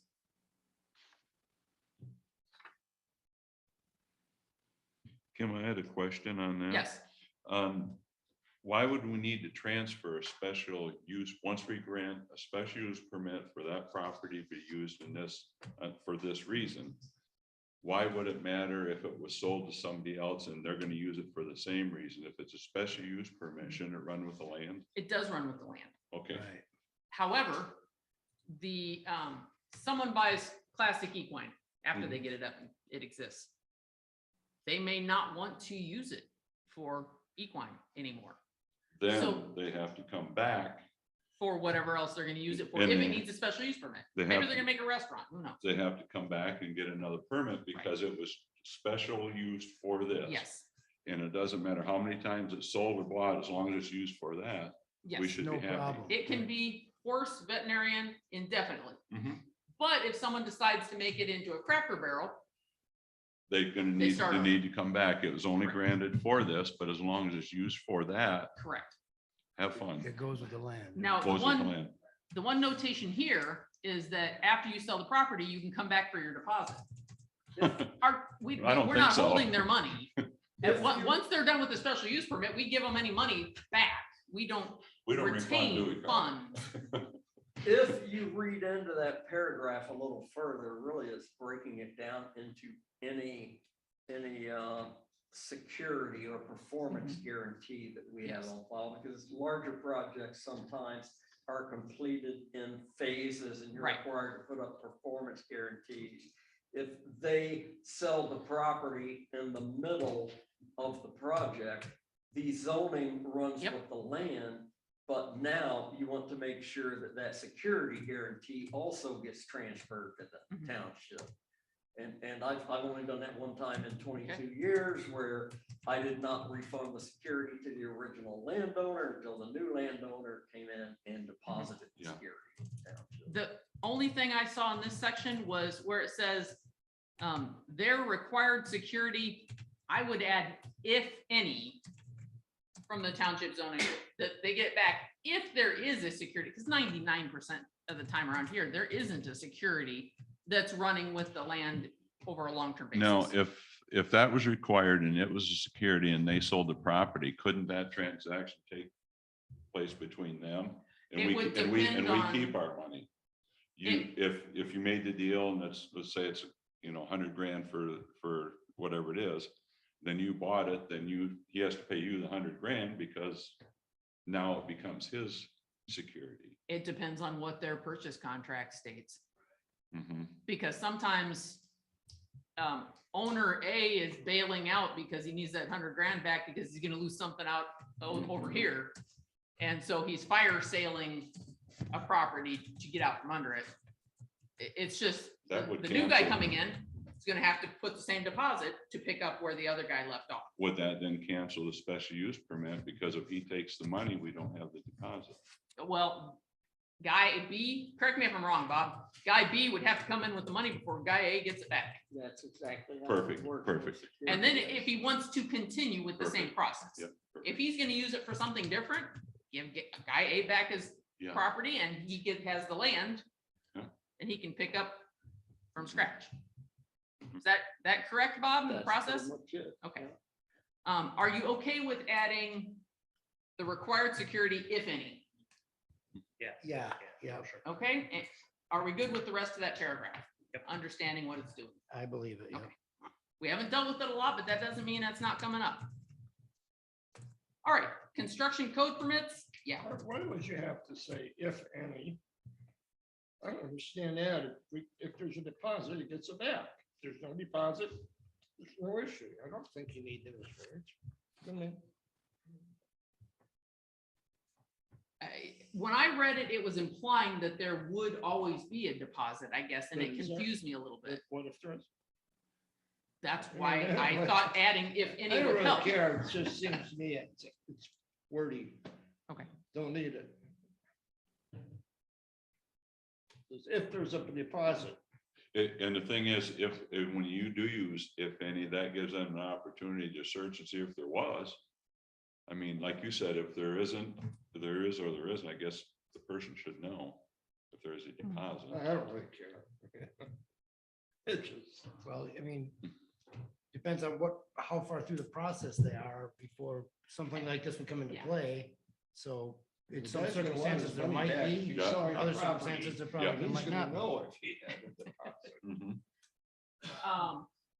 I guess I just saw it as a way to Well, be a heads up to a developer that there may or may not be It's up to him to check. money in escrow. Mhm. Not always, don't expect there's hidden funds somewhere. I guess, quick raise of hands if you want to add, if any. Okay, yeah, it's in there. Just so we can keep moving. Yeah, I don't think it'll hurt anything. Construction code permit, the next section.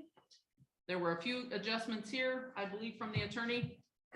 I didn't have any issues with it. In fact, he adjusted this down very, very small. We had a much larger paragraph specifying all the codes. You know, the mechanical code, the electrical code, he just says all construction codes, all current construction codes have to be abided by. That's perfect. It's very rare to see an attorney shrink Yeah, that- something. Yeah, that's perfect. If you specify and then a new one came in and it wasn't in there. you have to go back and Exactly. rewrite it. That's true. So- Then you wouldn't. Yep. so you So don't this is wanna do that. I think this is a much safer way to go. Yeah. Mhm. And like I said, an attorney that shrinks things down is not a common sight. Okay, now we're on expiration of a special use permit. I believe item 5 was something that they included as a new item. If the construction use is not commenced and proceeded meaningfully towards completion within 1 year of issuance, the special use permit shall be null and void unless an extension is granted by the planning commission. We have always had something to that, in that direction, in that vein in our ordinance. But it was not highlighted in our version of this. I just had why would we, if the person bought it and he got a permit, and if he doesn't do it within 1 year, why are we concerned with that? If it takes him 3 years, why? The zoning ordinance may change between the time. Oh, the okay, Municipality may have issued it, then, Okay, yeah. yep, that makes sense. So it's really, I believe, more than anything to make sure the project is progressing. And it stays within the current rules. Okay. And then, and at the same time, we have had folks come back in my tenure on the planning commission to say, I'm not there yet. I got laid off and the project got put Sure. on hold, but I still want to do it. So we gave them a 6-month extension or Okay, a 1 year okay. extension or whatever, depending on what it is. Okay. And it never happened, Yeah. but, but the conditions were still the same. It really just gives us a chance to say, are circumstances the same in the township? Is this still an okay idea? And in my experience, it was just a quick review. It wasn't a whole new application. I don't know, Bob, do you have in your policy and procedure any more specifics, or is that just Well, I have. how it tends to run? I have an attorneys that would probably, when you say meaningful towards completion, some people, planners and attorneys alike may restate that to say if you haven't established a vested right in the issuance of that, which means you better have a foundation in the ground, you better have walls going up. Yep. Not just, some trenches done for your footing type of thing. Right. And that's a legal principle that Yeah. if it goes to court, that's what's gonna hit you. Are you progressing meaningfully? I don't know what that means, To me, do you have a plan? Are you making progress? Is stuff happening? Yes. As someone with a 5-year-old building permit, I know exactly what that means. Okay, gentlemen, are you comfortable with this wording, or would you like something a little more concise on meaningful?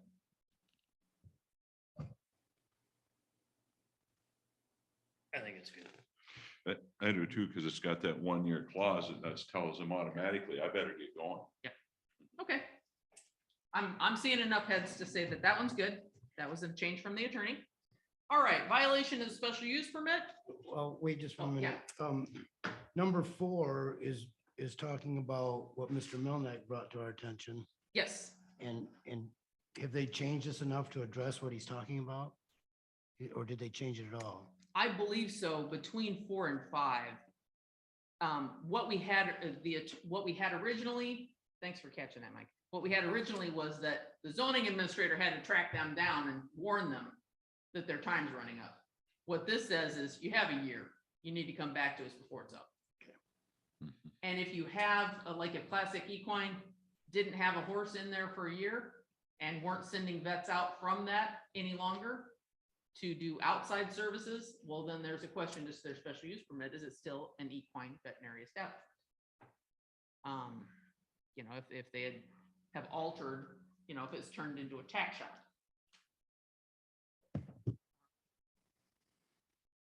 And we don't have, enforcement officers and those type of things, so sometimes we have a little more leeway.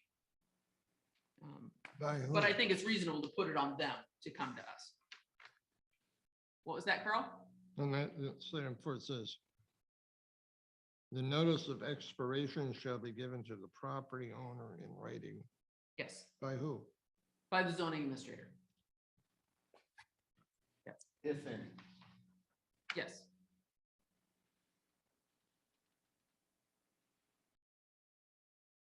So, now out of courtesy, I would hope if the zoning administrator was aware of the fact that we had a property that was no longer in compliance with their special use permit, they would have contacted them a couple months ahead of time and saying, hey, do you plan on picking this up again or not? Just as a raw courtesy, but you don't always have to, and sometimes you're better off not writing courtesy into the ordinance. Hopefully you'll use it, but you don't want it to bite you. Okay, anything else on expiration of special use permit? Any other concerns? Okay, violation of a special use permit. Anything there? Just says if you're not doing what you're doing, you can lose it. All right. Hearing nothing, next page, section 4, conflict and interpretation. This is all legalese and part of just processing the ordinance. Does anybody have anything with the rest of the document? The rest of it pertains to just the process of filing, adopting, signing, etc.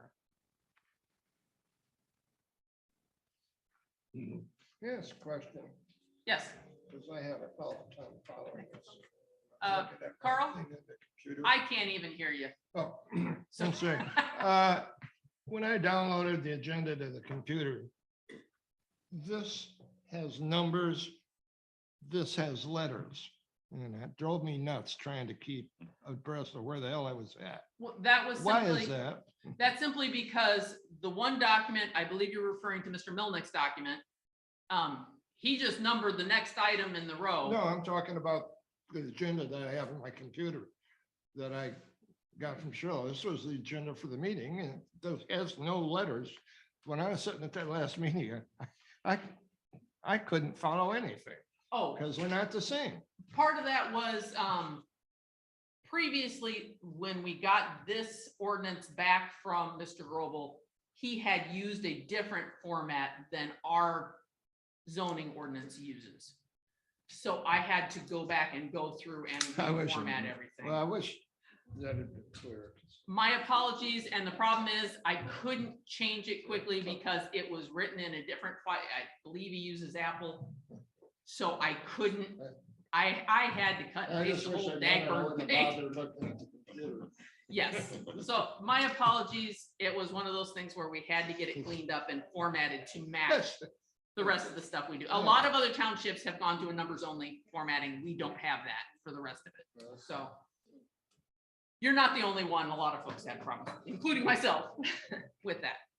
All right, Article 25. We've made it all the way through. We've made it through the comments we received from public hearing. We have made it through written recommendations of Mr. Melnick, written recommendations from the attorneys, red line versions. The question is where to go from here. Do we want to schedule? I believe the adjustments that we're making are substantial enough to indicate another public hearing is probably a good idea. That sound reasonable, Bob? We're adding several lines. Yes, we had a public hearing on 25 last month. Oh, yes, okay. But In don't we my need to get the in my attorney's opinion, advice no, back but yet? If it's the planning commission's will, then I have no problem with it. Kim, isn't that what we're doing right now? Well, we're going over all the notes that we've gotten from the attorneys, from the planning commission, from the public, and we've gone back through the ordinance and say, okay, what do we need to change? We didn't have all of the attorney's information on this one. Normally we'd have it before, but we didn't get it until the morning of our public hearing. Not ideal. So we really didn't have the attorney's input until it was, too late. Going forward, we can do a couple of things. We can wait until we get it back from the attorney again with a couple questions we had for him.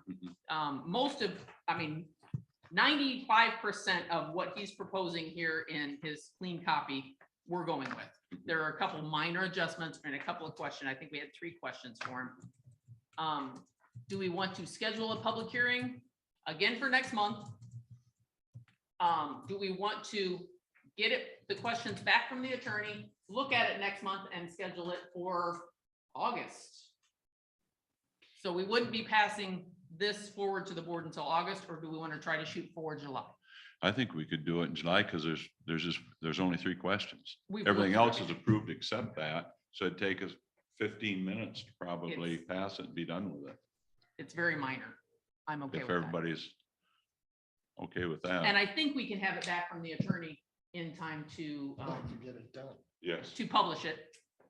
publish the final draft on the website. Mhm. So we can move forward with that. If that's where we want to go with it, if this is minor enough, they don't have to redo everything. 90% of it's done from the attorney standpoint. I would entertain a motion to set a public hearing for our July meeting. To revisit Article 25. I'll make that motion. I'll second it. I have a motion from Mike, a second from Al. Set the public hearing for Article 25 as amended, and will be reviewed by the attorneys. Or questions will be answered by the attorneys. And then if we have minor adjustments at the next one, it will be minor and something that we can go ahead and process through and have 25 on the books. Pending board approval anyway. Okay, So to set a public hearing for Article 25, Amendment number A2, yes, for the July meeting. Okay. the July meeting. A second public hearing. Okay, gentlemen, that is huge. Absolutely huge. Roll call. So we have it good to go. And we are at, Roll call. what? Yes, roll call vote when ready.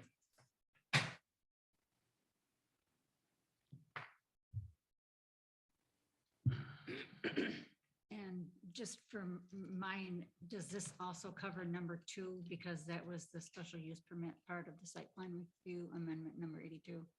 Is this all the That's same? incorporated into this, Okay, just into the making attorney's sure. document, yeah. So yes, both of them will be, Okay. the attorneys shoved them into one ordinance. Actually, the clerk shoved them into one ordinance.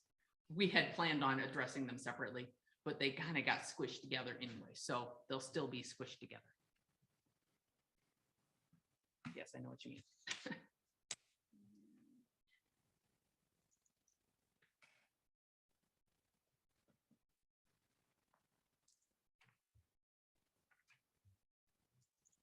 Mangus, Yes. Robo, Yes. Keaton, Yes. Darrow, Yes. Jacobson. Yes. All right, we have a public hearing set for 25, and hopefully we'll have it before the end of summer. Okay, gentlemen, we are at 7:50. We have notes back from the attorney on 1 and 12. And we have our marijuana ordinance to go through. I don't think especially Article 1 will take long. Do we want to run through that, or do we want to, do we want to skip some and jump to marijuana? Do we want to address Article 1, skip to marijuana, or do we want to just keep them, taking them in order? Marijuana, we haven't hit that one in a while, and it's very close to completion.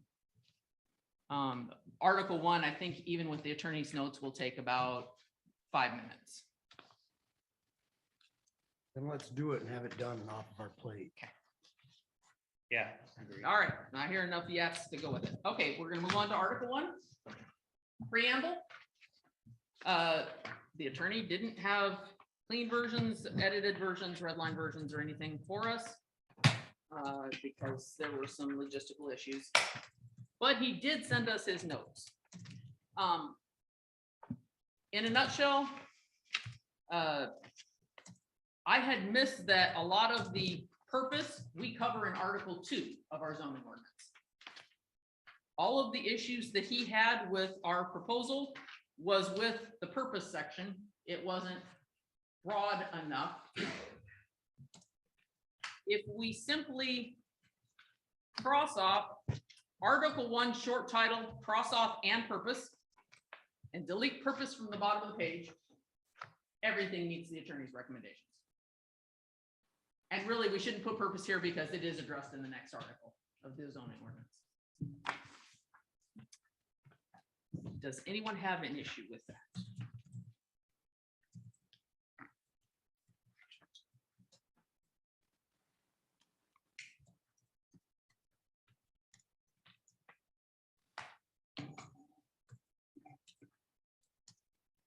He also recommended going through and reviewing the purpose on Article 2. So that would be a second question if we want to address that, but I think we have more urgent things to address at this moment.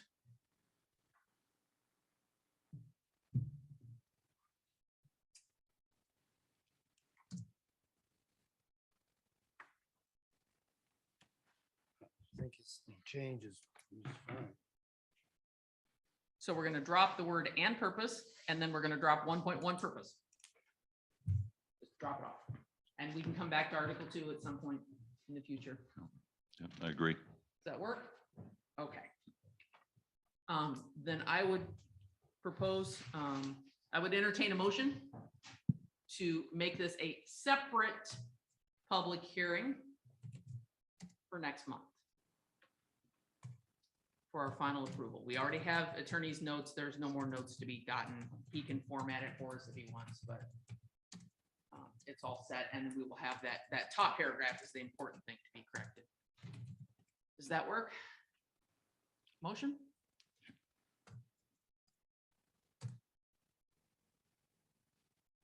I'll make the motion. Call it part of your job responsibility. Evidently. I second it. We're gonna make you do something, Mike. Okay, I have a motion by Mike, a second by Al, to forward Article 1, short title, and authority for zoning is what it's actually dealing with, to public hearing for our July meeting, our July regularly scheduled meeting.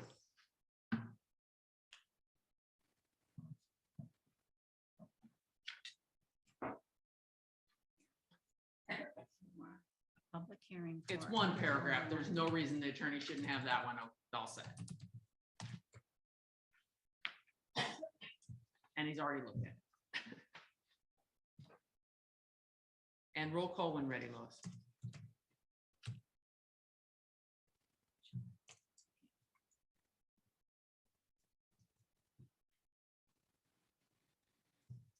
And Robel, Yes. Darrow, Yes. Jacobson, Yes. Keaton, Yes. and Mangus. Yes. Motion passes. Public hearing set for July.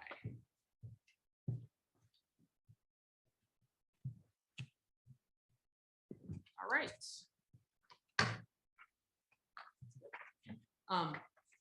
Article 12 is the article that we had set for public hearing this month. The attorney had a couple of items, and he caught an error. The first line under 12.10 building sizes I used an older language that is not what is currently in our ordinance. He, in his notes, if you have the attorney's notes, the second page, he has two small paragraphs right in the middle, which is the top one is what is currently in the ordinance, and the one below it is what had been removed previously. So that was an error on my part. I had utilized the older verbiage. So having old copies of the ordinance can affect all of us. And not having a word copy. That's the problem with retyping stuff out. So my question to you is, should we shift to what is currently in the ordinance, which is the top one? Let me see. Yes, the top one. Or should we go back to the old language? I would propose that we stick with what is currently actually in the ordinance. Yeah, I would agree with that. And if so, do we need to address the fact that we have not addressed itinerant housing? Because that's what was taken out of that portion of the ordinance. Now there's some standards under, I believe it comes under GAMPS. There are some exceptions for itinerant housing that it does not have to meet minimum square footage requirements. Would that be under GAMPS, Bob, or do you know? I'm not sure there's a GAMP for it, but I am familiar with there being some. I know it's a rule beyond us. Whether it's in your ordinance or not, there has to be Right. some provision for it. So do we want to address it? We want to just leave it be for now. Either way, we will go with the correct wording or the currently legal wording. I say we leave it alone for now, because I'm quite sure that there are rules already in place. We don't have them in our ordinance, but Yep. we just set some migrant housing out on the Yep. peninsula, and there's rules for all that stuff. Okay. In the middle of the page, below itinerant housing. So we'll leave itinerant housing for now. Water's edge. There are one or two places in Article 14 that also use the old terminology of water's edge. The attorneys were saying, hey, while you're at it, you should fix that terminology and use ordinary high water mark. Since we're changing it here, we should also change it there. Does anyone have a problem with that?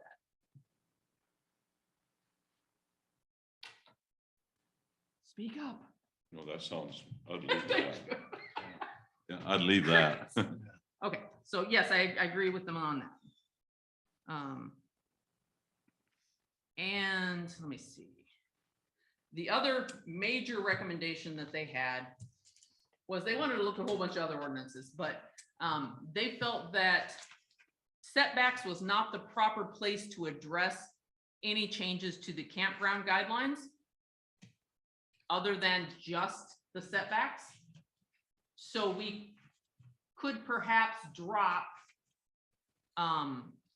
the number of unit guidelines out of setbacks and put it on our list to address campground guidelines. The attorney said, take a look at the proposal we gave you. They didn't give us one. They didn't get that far. Once they have a proposal for us, we could look at it. I think. But we could ask them for that. Well, I think campgrounds are specific to themselves. If you're gonna have a campground, then if it's designed as a campground, Mhm. then there's a plan that would go with for a campground. Mhm. And I think that's it's a specific thing for a land use just for that. So I think we should address that as a campground if it is a campground. If everyone's okay with it, we could move forward simply by not putting a maximum number under campground on setbacks, at least at this time, and asking the attorney to go forward and make recommendations for the very last page of Article 25 is our rules for a commercial campground. So we could ask them to review the rules for a commercial campground and make recommendations. Yeah. Does that work for everyone? I don't want to lump it into this because it'll stop other things we need to do. Right. So then we would set this again for public hearing minus the campground guidelines with the amendments identified by the attorney that we just So discussed. no campground stuff will be in the public hearing. Well, just the stuff that's already on the books, nothing new. So the restriction of X number of units per acre would be out, Right. Wow. and we're gonna pick that up once we get the recommendations You from finally agreed with me. the attorney. So, well, there are state guidelines there. We do have commercial campground guidelines. So we can get the other stuff moving forward. Again, I would entertain motion to set for public. Is there anything else that anybody saw in the attorney's notes that they felt we need to address? I think we hit all of them.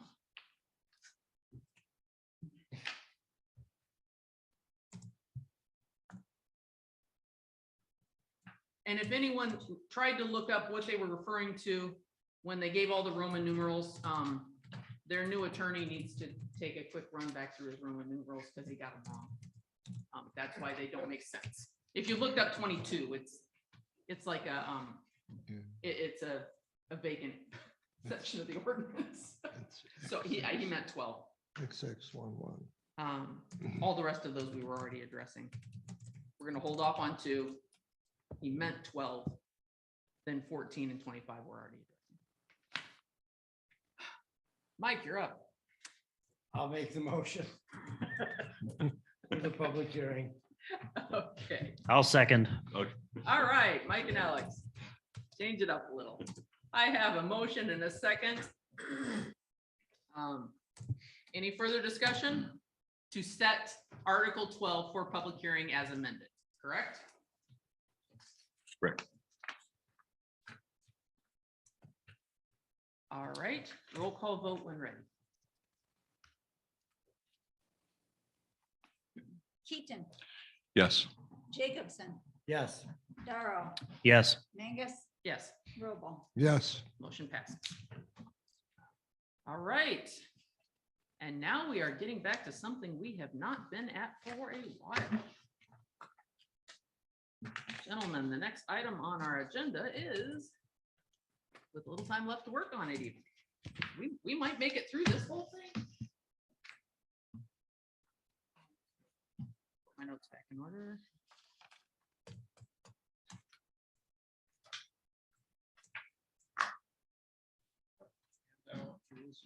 I have nothing on my computer. For the marijuana. This was the last item in the agenda packet. Last month, No, from this month. I didn't get it. Oh, That's my problem is. did you not get the email No, at all this month? no. That's why Okay. I'm sitting here wondering.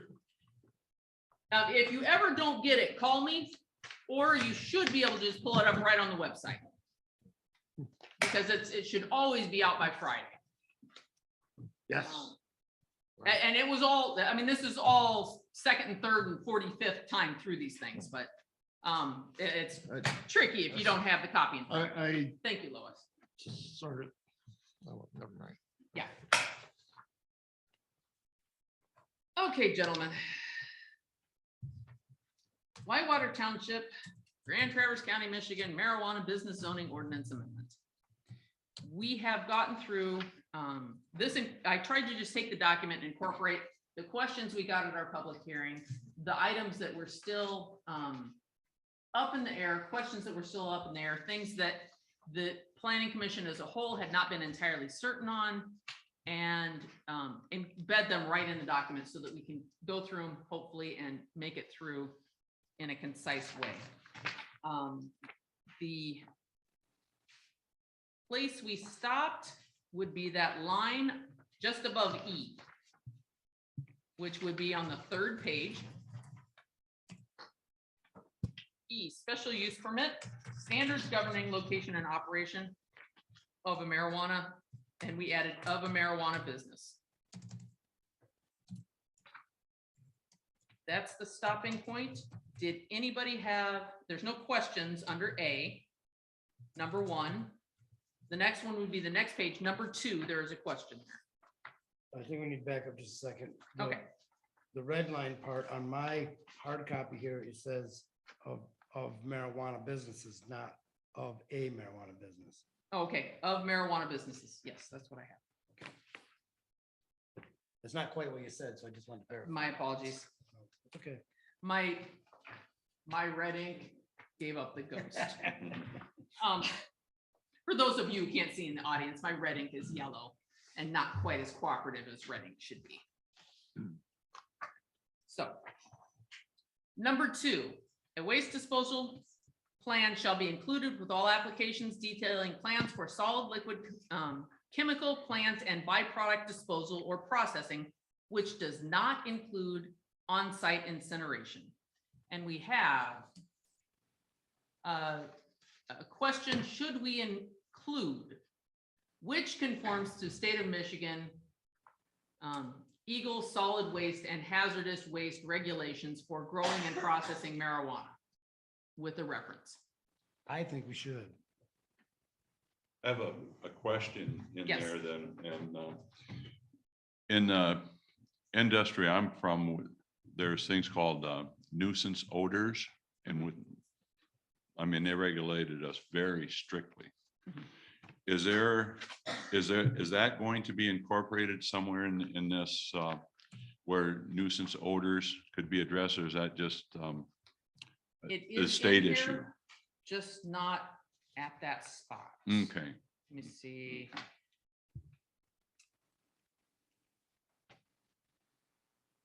Security plan, lighting plan. Give me a second. Yeah, I know it's in there somewhere. I know Oh, it's in there. okay, I just, If I see it as we're going through, I'll yeah, highlight it. okay. Okay, so does anybody, is there anybody that's uncomfortable with specifying the statutes that are provided by the state of Michigan for solid and hazardous waste? If we don't state that they have to use that statute, they can use anything else that doesn't violate the law. They don't have to rise to the level of complying with recommendations. If we stick with what Michigan has, a lot of times Michigan is tougher. Yes. So I think we should try to adopt Okay. what the state recommends myself. I thought that. And was that okay. would include, Just- that nuisance odors, and I've Yes. had to deal with that. That's there. That's in here Yeah, it's good. somewhere. Okay, The next section is the security plan details. And one of the recommendations we got from multiple people between public hearings and public comment was to change line E, all security recordings and documents shall be preserved for at least 7 days to 30 days. Because a lot of times they don't realize until weeks later that there was, they didn't do inventory. They don't know anything's missing until a while after the fact. Why do they have to destroy them after 30 days? I'm wondering, why can't they be kept on file? I think it's the amount of recording space and storage space to have 24-hour surveillance. But those are on like CDs, right? And I Yeah. don't know. Would that be I right? think the standard is 7, but we could ask for more. But if it's indefinite, then it becomes a storage issue because they might have 8-10 cameras operating 24 hours a day. Mhm. That can become a storage issue.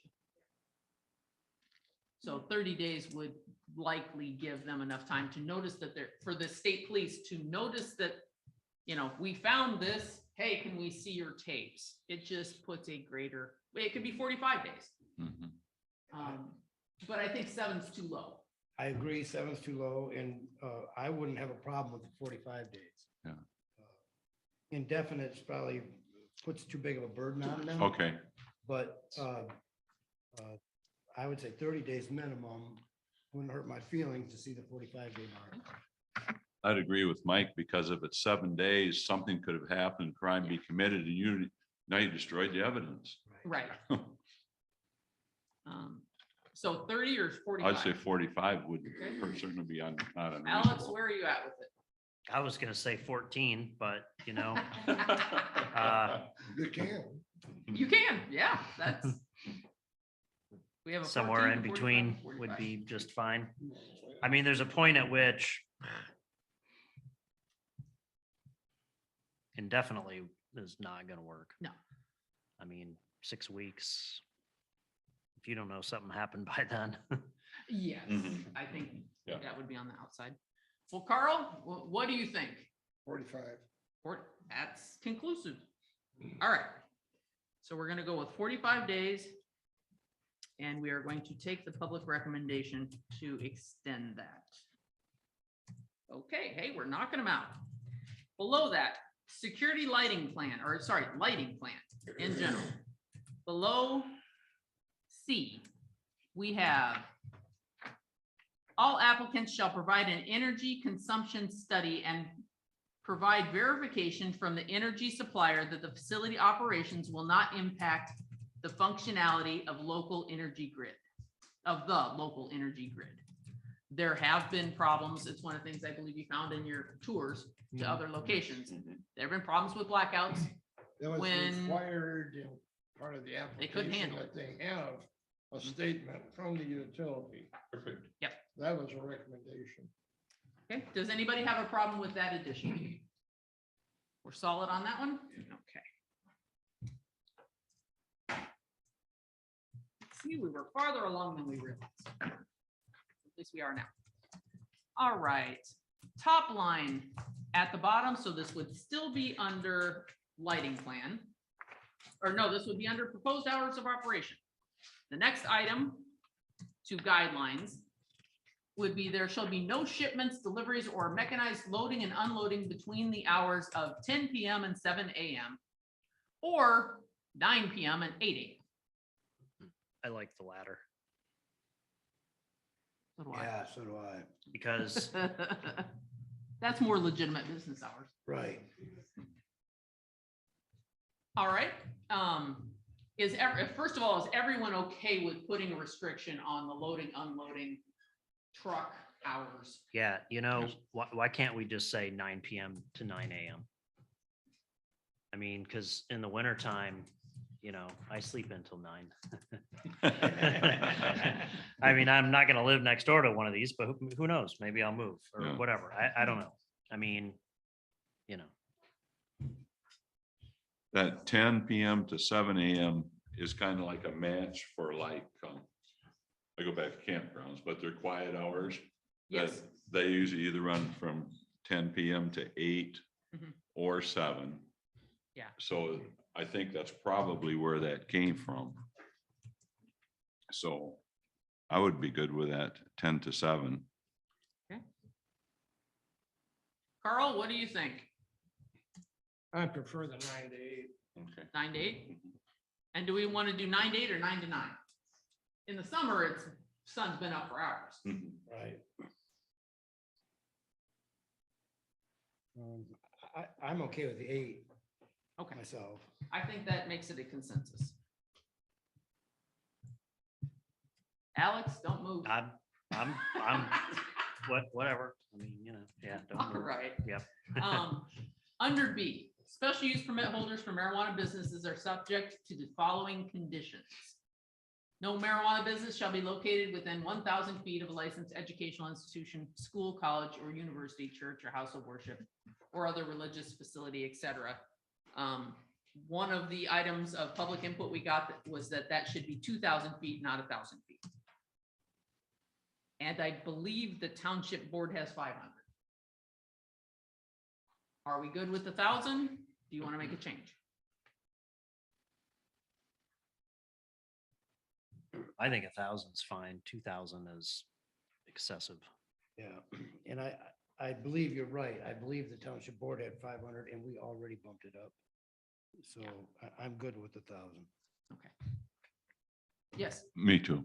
I'm okay. good with that. Carl, Oh, so good with 1,000? Yeah. All right. I agree. All right, number 2. Any structure housing a marijuana business in any district shall maintain a total footprint of all buildings equal or less than 40% maximum coverage of the property.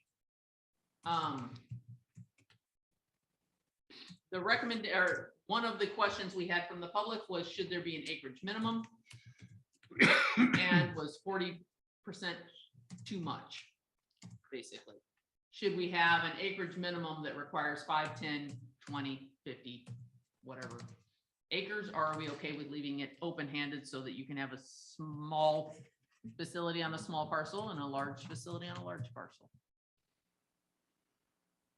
I think the building having to be set back from property lines is going to dictate to some degree how big the piece of property can be. So I'm not really sure if we need to push hard on that. Okay. Are we good with that one as written? I think 40% is okay. I think 40% is okay, but do we want those? Do we want a marijuana production business on 2 acres? And if we don't put a stipulation in there, there very well could be.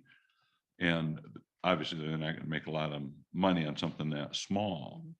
So Not after their setbacks. no, so if it's a business, why don't we put something on it like 20 or 50, 20 acres? Would that give them the setbacks, or is that too small for the setbacks and the building? I guess I would not propose to know enough about the industry, small niche industry. Mhm, If you're just processing a certain product, mhm. maybe you can do it in something the size of a residential garage. I don't know. Because this Is it legal? well, this is both processing and growing. These guidelines are Yeah. for both of those. So I could see a smaller niche processor that doesn't need the massive amount of property. And as this industry grows, those things are possible. And Mhm. I'm just gonna use this as an example, and it's not a real viable example right now because they're not growing tall plants. But at some point in time, there could be that there are so many stalks out there that somebody figures out a way to process those and make a buck at it. And that guy does not need is probably not gonna need a large parcel, and he doesn't have odor issues that the grower has. Mhm. So what he's looking at is and it's not something that's happening right now. Nobody's actually doing that right now, but there's all kinds of things that can be made from the stalk of the plant, from paper to fine linens to canvas and rope. I mean, there's all kinds of things. PVC pipe, all kinds of things can be made from it. But right now, the way the industry's set up, it's not, that's more a hemp process. But at some point in time, somebody may figure out how to do it with the marijuana stems. So I don't think we should like cut them out before there's even a chance for them to figure it out. There may be more crossover over time. I think that's a good point. I know we touched on it. Mike and I sit on the marijuana subcommittee for the township, and I had just come from Lansing. And I was talking to Mike about, you know, it can be hemp one day, but it could test as marijuana the next day, the way the rules are written. And we talked a lot about the evolving businesses that could come about. Yeah. Based upon, you know, you may not have to destroy and get rid of this byproduct any longer. They're going to try to reuse it. And there's an opportunity for yet to be discovered businesses out there. All right, so are we okay with leaving the 40 and not having an acreage minimum? That's how I lean. Okay, Al or Alex? Yeah, I mean, Al? I would prefer an acreage limit, but Carl? but I don't know what that is. Yeah. Yeah, based on these other comments, you know, we are allowing growth and or processing. But the township, one of the things that I don't understand is we are not allowed a license for a secure transporter. Now, how in the world is this stuff gonna get back and forth?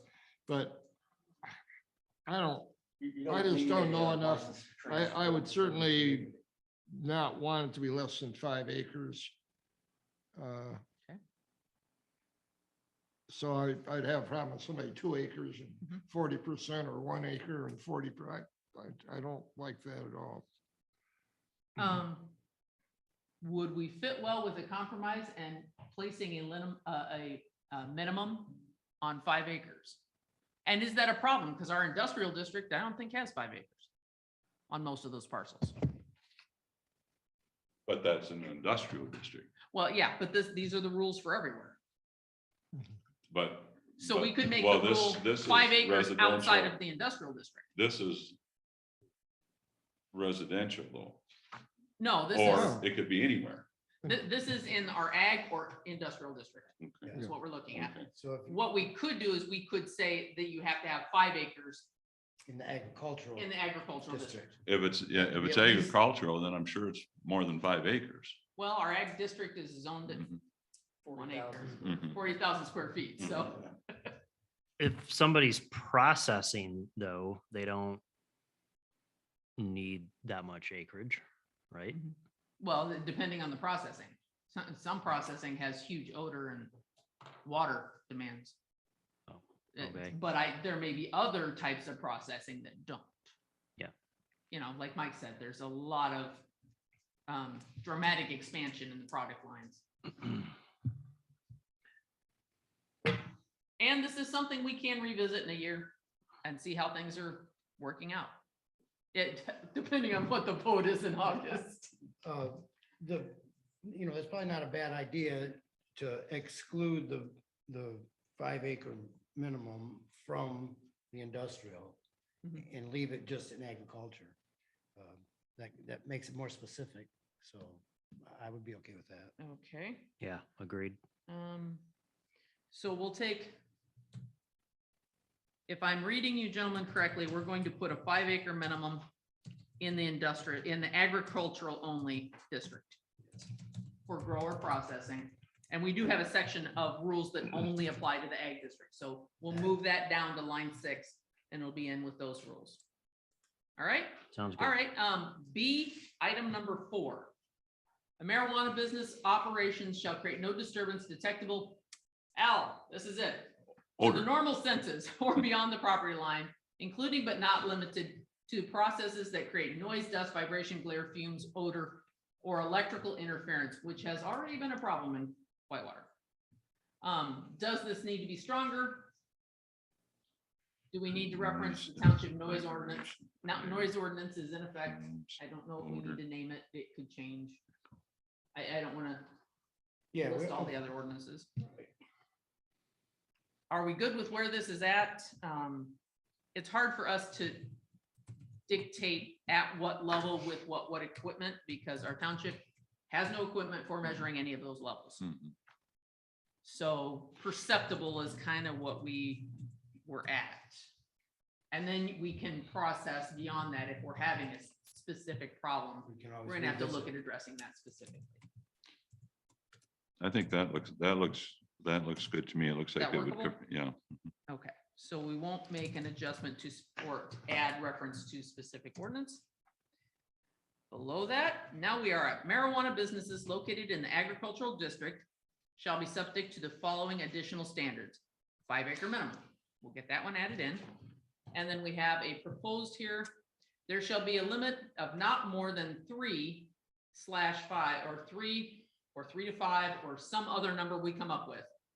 Distinctive marijuana business locations permitted to be established within the agricultural district. A lot of the input we had was that we needed something to make sure we didn't have 30 of them spread out all over our agricultural district.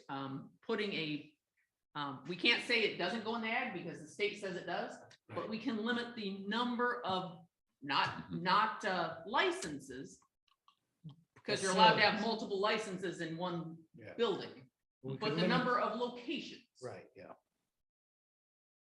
Does that work for everybody? And what is the right number to use? That's the hard one. But that would encourage more Launches. facilities to look at locating in the industrial district as opposed to the agricultural district, which has potential interference with other crops and residences in much greater numbers.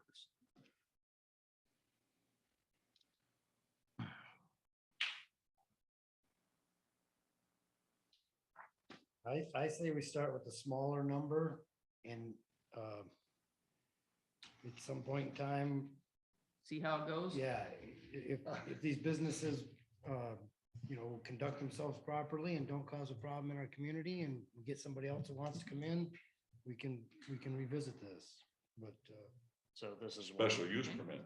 So this is what, like It is. 2-year test phase, 1-year test Yeah, phase, kind of. probationary period? Well, we have the vote coming up in August. But no one is contesting, at least so far, no one has brought in forward to question medical marijuana. Yes, they may merge them some point down the road, but for now, medical and adult use are separate. So regardless of what the vote is in August, we're still looking at medical facilities being allowed Right. under these guidelines. So does 3 work for everybody to start out with, and we can reconsider? Works for me. 3 for me. Township cut the number of licenses in half too, so we don't need as many locations. Okay. I think it's very likely that in you the are going to get, agricultural district, yes. Total. total. Locations, only 3 locations in our ag district. The locations can stack licenses. Yes. So each location could have multiple licenses, but we're talking about only allowing 3 facilities in the whole agricultural district. And whatever fits in our industrial, which is like 2 open spots. And this is the production facilities you're talking about. Grow or production. Grow. Or production. Grow. That's what the township board has opted in for. I'll have comments. I'm sure. Okay, so this is a new standard that we're adding based on the research that you gentlemen did going to various facilities and the input we've gotten from the public hearing and since, and at every public comment we've had in the last 2 years. So what we're looking at is we're looking at putting a limit in the ag district of 5 acres required and no more than 3 locations in all of the ag district. Yes, I agree. We're good? All right. Then we're down to line B. Oh, yes. Wait a minute. Traverse City just went through some lawsuits because they were only allowing a small number in different districts. And no matter what we do, we're going to get sued. I can guarantee you that. I've been to a couple of these seminars, and there's two schools of thought: no limits and limits. And no matter what you do, you're gonna get sued. Because if you're only limiting 3, who are you gonna give them to? And what about the other people that want them? They're gonna say, wait a minute, you're playing fair. I didn't get one. But I agree with 3 for now, but I'm just telling you, we're gonna get sued. The same thing is true though of the licenses, Yes. because they have a finite number of licenses and an infinite number of people who may want Yeah. them. And the board has reserved for themselves the right, my understanding, correct, Yeah. to dictate where those licenses do and don't go. This is gonna be a So- tough one, but I agree. Let's Yep. start small. Once you go big, you can't go back. Right, once you go big, Yeah. it's hard to go reverse it, so I don't have a problem with working up once we tested the water, but. I agree. And I do believe you're right, we're gonna get sued no matter what we do. So let's do what we want to do. Right. You're gonna get sued, might as well be for something you enjoy. Yeah. Right? All right, line B. It's a- We're running out of time here, guys. We're making good headway, all right? The next item, any marijuana business we have may be required to include landscape buffers adhering to the industrial district standards as defined in Landscape Standards Article 33. And the comment that was made to us is that should be shall be required to include landscape buffers instead of may. Yeah. Yes. Okay. I hear enough yeses to be a done deal. All right, and we have, all right, this is the big one, or one of the big ones. Line D, all marijuana businesses, structures and operations shall maintain an X number of foot distance setback horizontally between the closest edge of a building operation and the property line. One of the items of feedback we got was we did not get positive input on measuring things building to building. The suggestion was it should be building, the marijuana building to the property line of the adjacent property owner. So that way you're not encumbering their future use of their land. And if we do it property line to property line, well, they're obviously going to touch. If we do it building to property line, then there's an incentive for a producer to put their facility in the middle of a 40-acre parcel, thus having the slightest impact on all neighbors around the periphery. So we have the 200-foot setback, and then below that we have a 300-foot setback, which was existing residential dwellings. Where do we want those numbers, and do we want to go building to property line instead of building to building? Well, if we go building to property line, we could eliminate E, correct? Because yes. Yes, okay. But the number that I've heard thrown out the most were 500 and 1,000. I think 1,000's too much. If you just look at the picture that Mr. Melnick gave us, 1,000 won't work on a 40-acre parcel. Well, 100's not gonna work. You know, 100 doesn't do any good. So- Right, and 100 doesn't do any And good. Right, 200's probably not quite enough. right, so.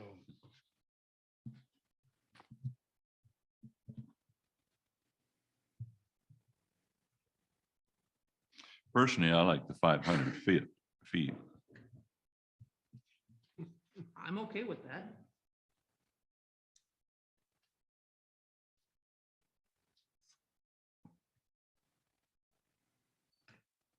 Sure, 500, sounds good.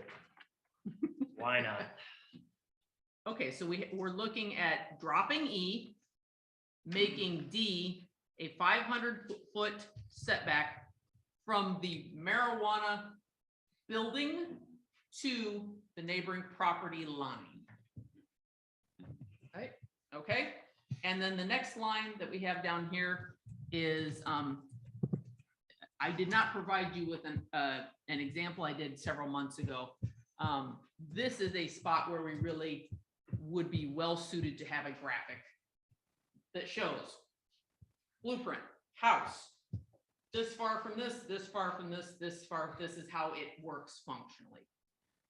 If we have a consensus, I can generate that. even if it's by hand. Unless someone else wants to take it on, because Al, obviously you've got your graph paper there. I'm just fine with handing it off. I know I have my vellum buried somewhere, but, and someone may be able to pull one up online and whip it out on CAD faster than we could blink, but I'm still a pen and paper kind of girl. But do we want a graphic incorporated into this portion of this ordinance? I don't think we need one, do we? If we have a specific distance?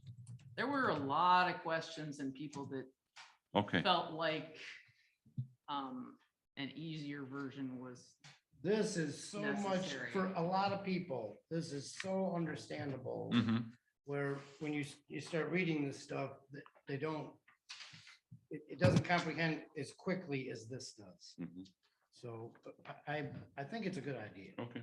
once you put the building in the middle, then they start to get it. Yeah. mhm. And you can even do something like throw a road in here. And, okay, you still need to be X number of feet from the next guy, even if he's across the road. People forget things like that. They think, oh, I hit a road.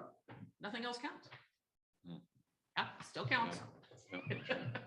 Okay, and we still have a lot of property lines that go to the middle of the road. Are you still discussing D? Yes, Bob. We're past D and just below it to, what else should we have in here? All right, well, let's back up to D. What you just need a on D? second. Define existing residential development. Does that include a parcel with a single family home on it? Does that include a duplex? Does that include an apartment building? The reason I ask is when you establish that 500-foot setback measured horizontally between the closest edge of any building and the property line, you've already put yourself at a 1,000 by 1,000 square foot minimum. Mhm. That's without the building, which is what, 18, 19 acres? And up above, you said 5-acre minimum. So I don't want to see the township involved. Well, you need a minimum of 5 acres, but oh, by the way, you need to meet this setback too. Therefore, a 5-acre lot size is not going to work. Right, well, that was my comment earlier. This, True. this setback part is gonna dictate how big the piece of property has to be. Mhm. So- Thus making the 5-acre unnecessary. Right, you don't need to say it because we're already putting a minimum there.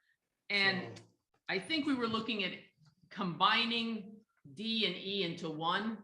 So that would be your distance from a neighboring property line, period, not just a residential development. A neighbor, a vacant parcel, a house, if it's not under the same ownership, I believe is how we had it worded previously. If it, So if they own the adjacent parcel, all bets are off. but to their property, from their building, they're doing their processing in or growing in, to their property line, Yes. the number we're coming to is 500.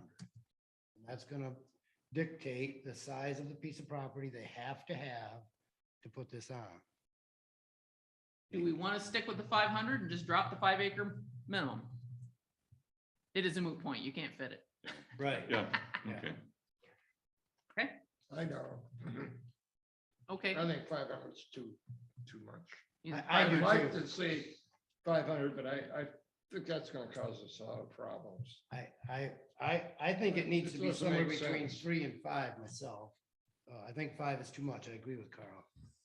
What about 350? 325? Well, no, 350 gives you 700 feet of open space on, between the two sides of the property. All 4 sides. All 4 sides, yes.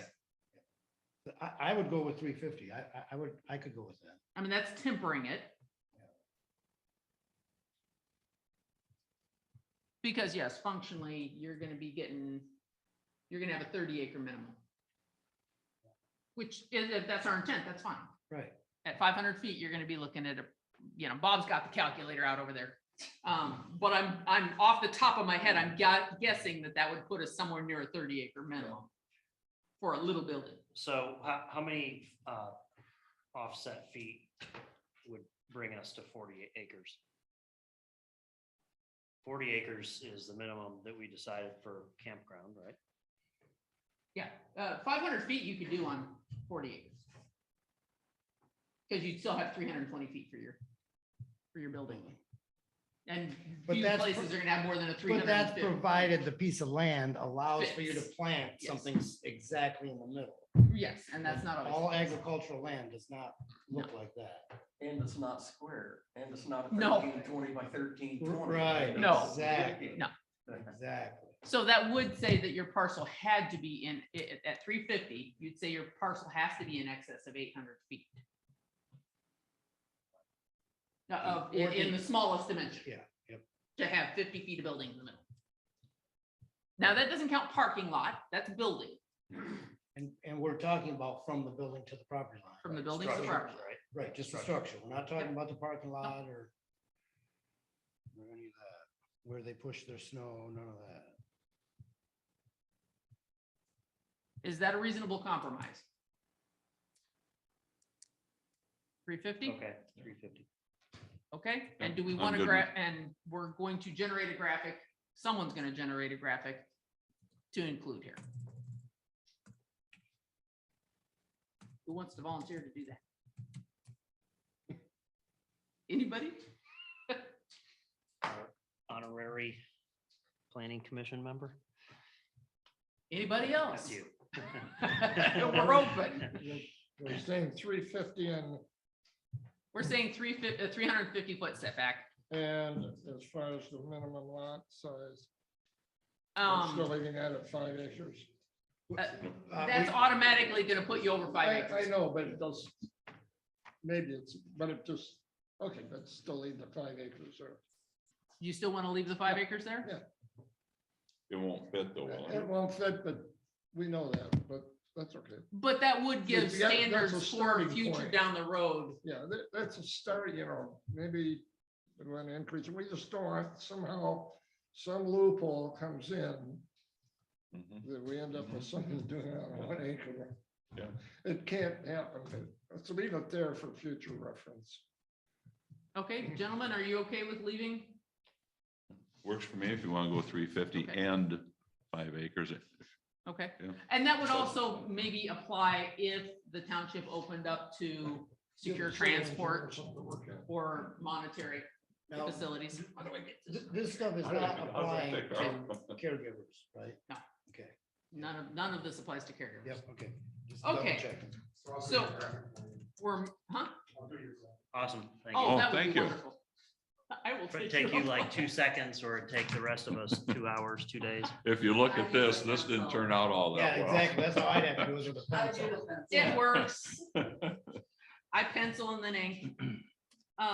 Okay, so we're going to merge D and E into a generic setback from neighboring property lines, period.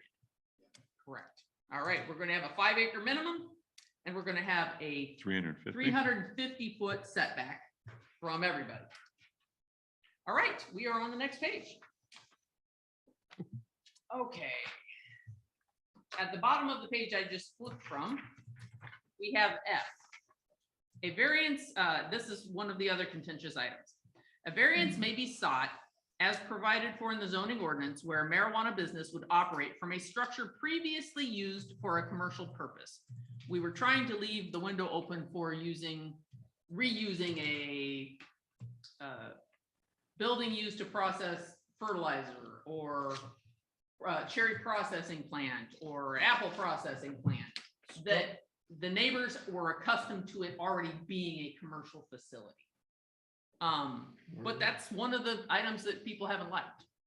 And it's very contentious. Someone can always request a variance from the ZBA. One of the proposals that we had was, just a minute, I need to separate my pages so I can read them.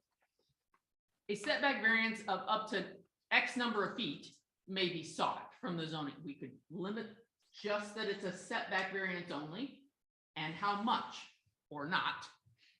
And should we remove this completely? Input. If they meet the setbacks and there is an existing building there that they can use, then I think they ought to be allowed to use it.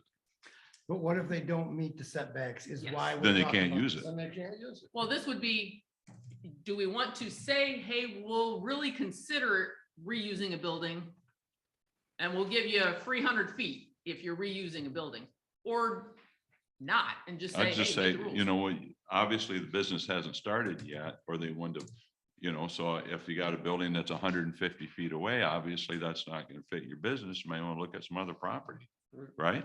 We've already set a setback of 350. Yeah, for Yes. new. I'd stick with it I'd myself. stick with it. And if And the only property I think of right off the bat is at about 100 feet. So, Yeah, It's not. it's pretty close to the road.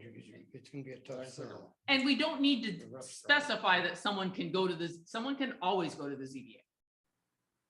We're Ask for a just not variance. in giving some special parameters for it. All right, if I'm reading the room correctly, we're going to drop that provision. Correct? under what? We're gonna drop We're the not- suggestion of a variance for existing buildings. Oh, okay. Am I correct on that one? Yeah, This is a highly contentious Yeah, it's a problem in the community. item, so I want to make, what we're proposing is to eliminate the suggestion of a setback variance for existing buildings. And I'm gonna go around the table. Carl, yeah, you have something to I'll contribute, just Bob? pretend I'm at this end of the table. I would probably recommend you drop it because you're right. They can apply for a dimensional variance, and two, drop it because if you're going to specify what the ZBA can do, that's an administrative body trying to tell the quasi judicial body what they should do when they already have set standards to apply for any dimensional variance request. And we want to stay totally away from their toes. All right. So we have Bob. Bob says ditch it. I don't care. No, you said be very, very careful, not a good idea. Carl, what do you think? Yeah, I agree. So drop it. Yeah, I'd want to stick with the 350, the setback, and if your building doesn't meet it, then it doesn't meet it. Or We you can't help can ask it the because, ZBA, but you have to because show then why. they can come back for 50 foot, 25 foot or whatever. I'd say if we're going to set a variance, and remember what we're doing here. This is new to our community. Yes. So what we're trying to do is set some guidelines where they can work and make a business, and we can live as citizens, and we can all live together. But if we pass something and then start giving out variances, then what are we doing here? I think we Is need to this- stick with 350. Would this only apply to the agricultural district? This would be anywhere, Okay. but The realistically, it's only gonna apply to the ag. Actually, we have some industrial properties. Let me, no, these are under the rules that only apply to the agricultural district. So you're right. Because I was just thinking, we have a couple industrial buildings that have Yeah, it's, the rules are different. dramatically reduced setbacks, Yeah, these are, but that's industrial. So this would not apply to industrial. All right, Alex, drop it. Mike, just to be the stick in the mud, I'm gonna say, don't drop it, but it's okay. Okay. I'm overruled. so it's we have okay. one, don't drop it, and I'm gonna agree with dropping it. It's just been, it's too touchy. We are stepping on the toes of potentially of another board, another body. And it's kind of suggesting a waiver of the standards.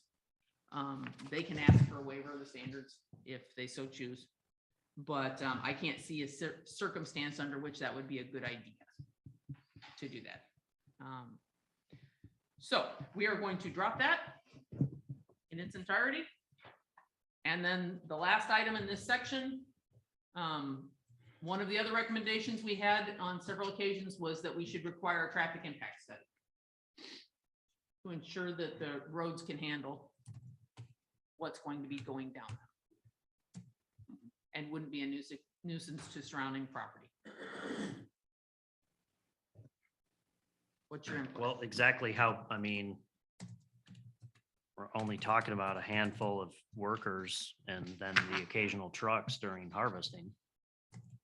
It couldn't possibly be anything more than any other working farm. I mean, No. so at the roundabout in Fife Lake, I know that's a processing facility because they have a million air conditioners and every now and then you see like 3 cars in the parking lot. And you can, It- it gives itself away. Yeah, I'm probably used to it after living in Austin. I don't even hardly notice it, but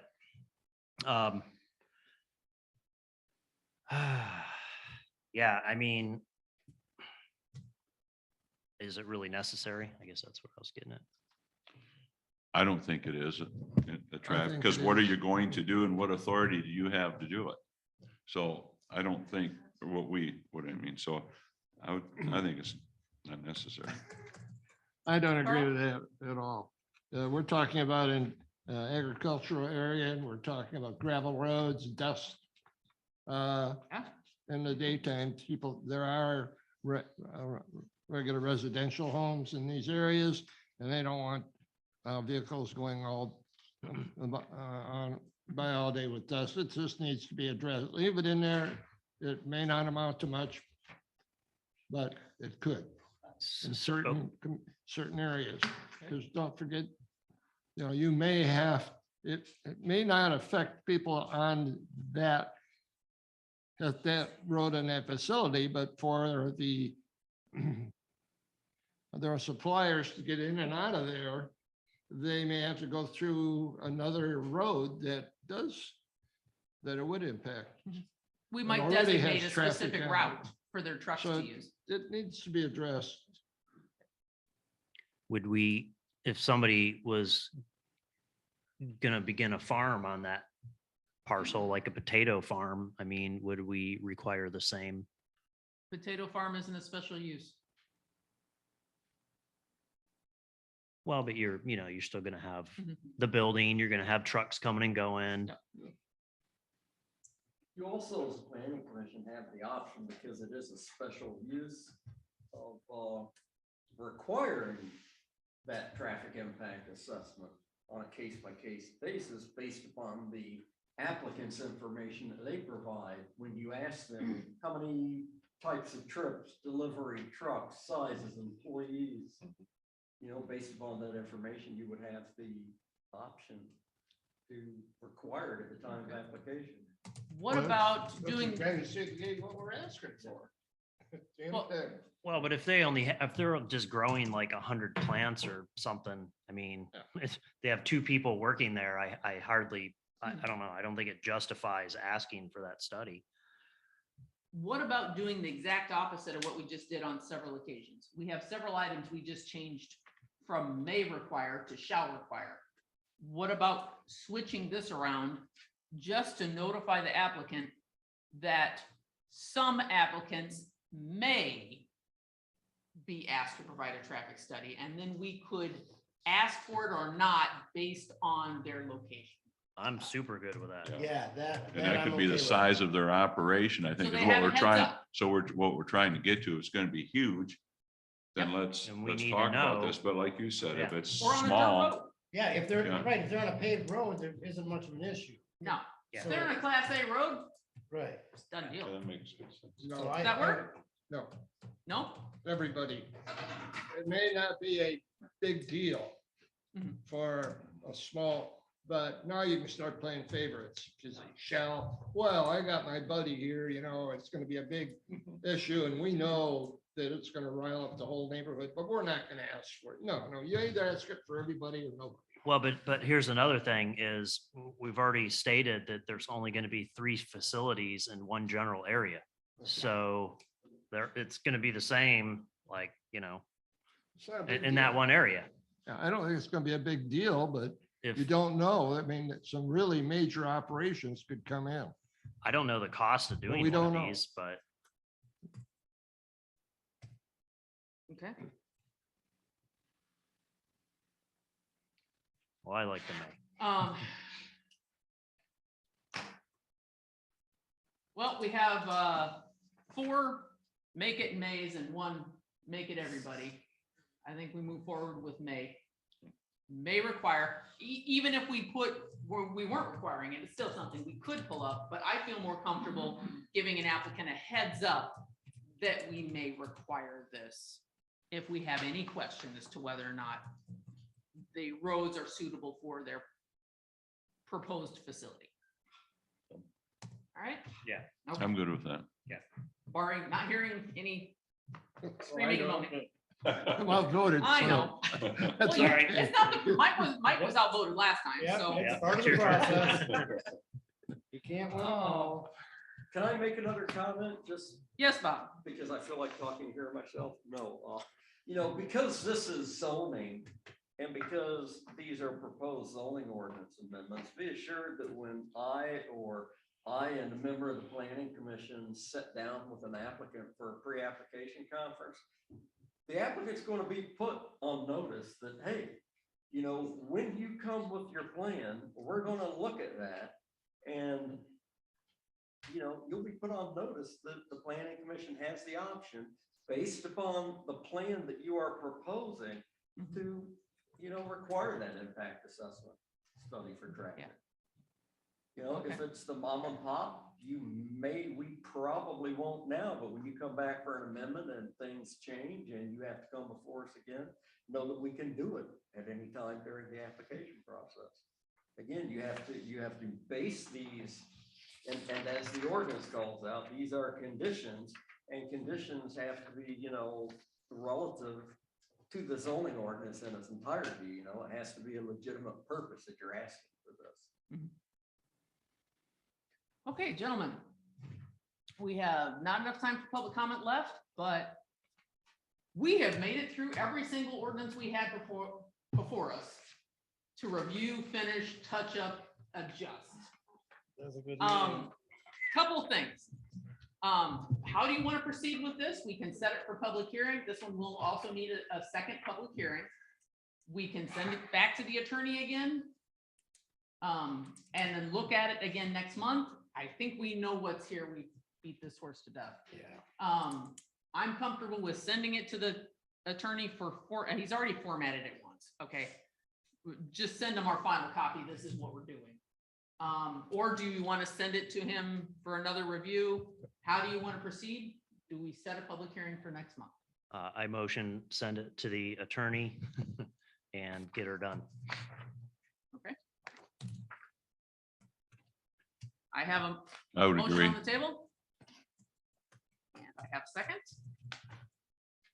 A motion by Alex, a second by Al To do what? to forward the document as amended to the attorney and set for public hearing, correct? It was Yep. both. Yeah, And set it for a yes, public yes. hearing in July. Woo-hoo. This has been on the docket forever. And we can still make minor tweaks after the public hearing if necessary, but that's minor as opposed to major. We made some major tweaks here. Any further comment or any further discussion on sending this to the attorney and setting up a public hearing? So everything's going to the attorney, everything's set for public hearing. All right. Roll call when ready, Lois.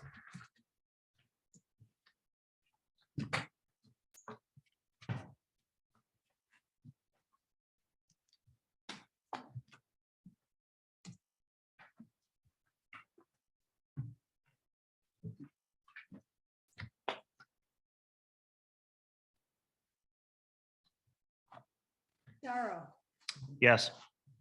Jacobson, Yes. Keaton, Yes. Mangus, Yes, Robo. Yes. motion passes.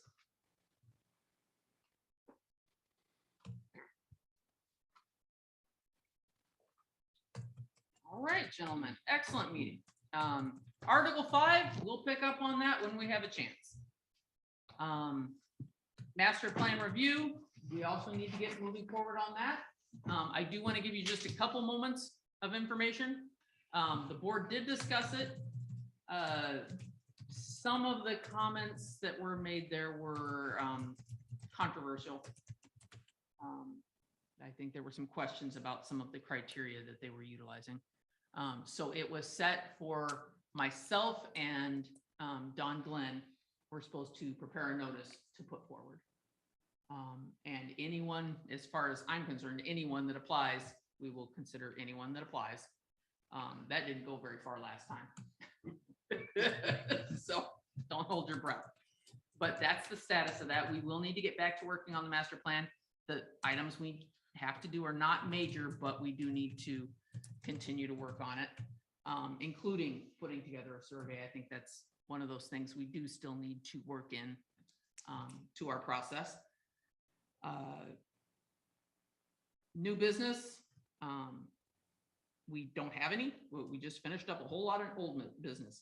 Our next meeting is July 6th. What time? 6 or 7 o'clock?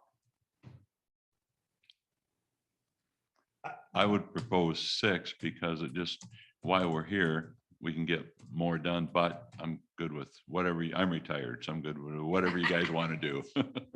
Okay. I was gonna say 7 because we don't have a large agenda. We've caught up to some degree. Yeah. But I'm open. And it's July. I say 7. I mean, it'll be light out till 10 o'clock, so. You know, Well, you compromised on doing 6 this time, so Carl, I prefer a 6, but either one's fine with me. It's really up to everybody else's schedule. I'm open. well, why don't we shoot for Well, 2-2? Let's shoot for 7 o'clock next month. And then we will proceed and have the same question at the end of next month's meeting. Does that okay, work? that works Okay. good. Okay, Yep. we'll see where we've gotten and what we have to do. We do still need to get to the master plan and Article 5 zoning districts are our next 2 items that are still in the hopper that we need to get into. Okay. Second public comment. Denise, it's all yours. Yes, I'd like you to extend We always do Well, that. we do, yeah. Okay, because you. No, we don't. Gave us the impression that you're gonna. No, we don't cut off public comments. She needs the microphone. And she's staying so nice and close to it and everything. Yeah, Thank you. I don't even need it. Anyway. People at home weren't hearing anything. That's I'm okay. sure. In regards to the master plan and the public meetings, the planning commission has to set the meeting dates. And I would like them to take into consideration that a lot of people start leaving by the end of September, October 1st. So to get a couple of meetings in, I think, I don't know how many want to have going over all these ordinances and what people think and what to do with, you know, the township's plans. But if you can get that on the agenda and because those have to be scheduled way in advance for people and not around the first day of school, you know, you have to do pick dates that work for everybody. One of the things that you didn't address, like in the ag area for 2 or 3 business locations, what happens when this business operation closes? We have an example, the cherry processing facility. It's virtually basically out of the cherry processing, as I understand it, and it's struggling. So you have this large acreage with a large building, and let's say 10, 15 years from now, you have this structure with no business in it, kind of like the Tom's Market or, you know, the old Kmart building. And if you have a plan of what you're going to put there instead, that's fine, but there should be some type of thought going into that. Some of the marijuana businesses in Kalkaska have already been up for sale. I don't know if they've sold them or not, but they've been up, I've checked, not that I have the money, but it's nice to know. And so mainly the township, the planning commission has to set the master plan, community planning dates before the end of September. And that was most of what I was going to talk about. So next person. Thank you, Denise.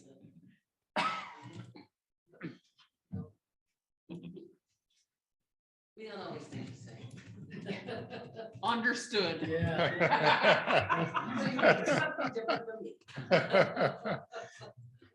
Again, Randy Melnick, 9304 Wheeler Oaks.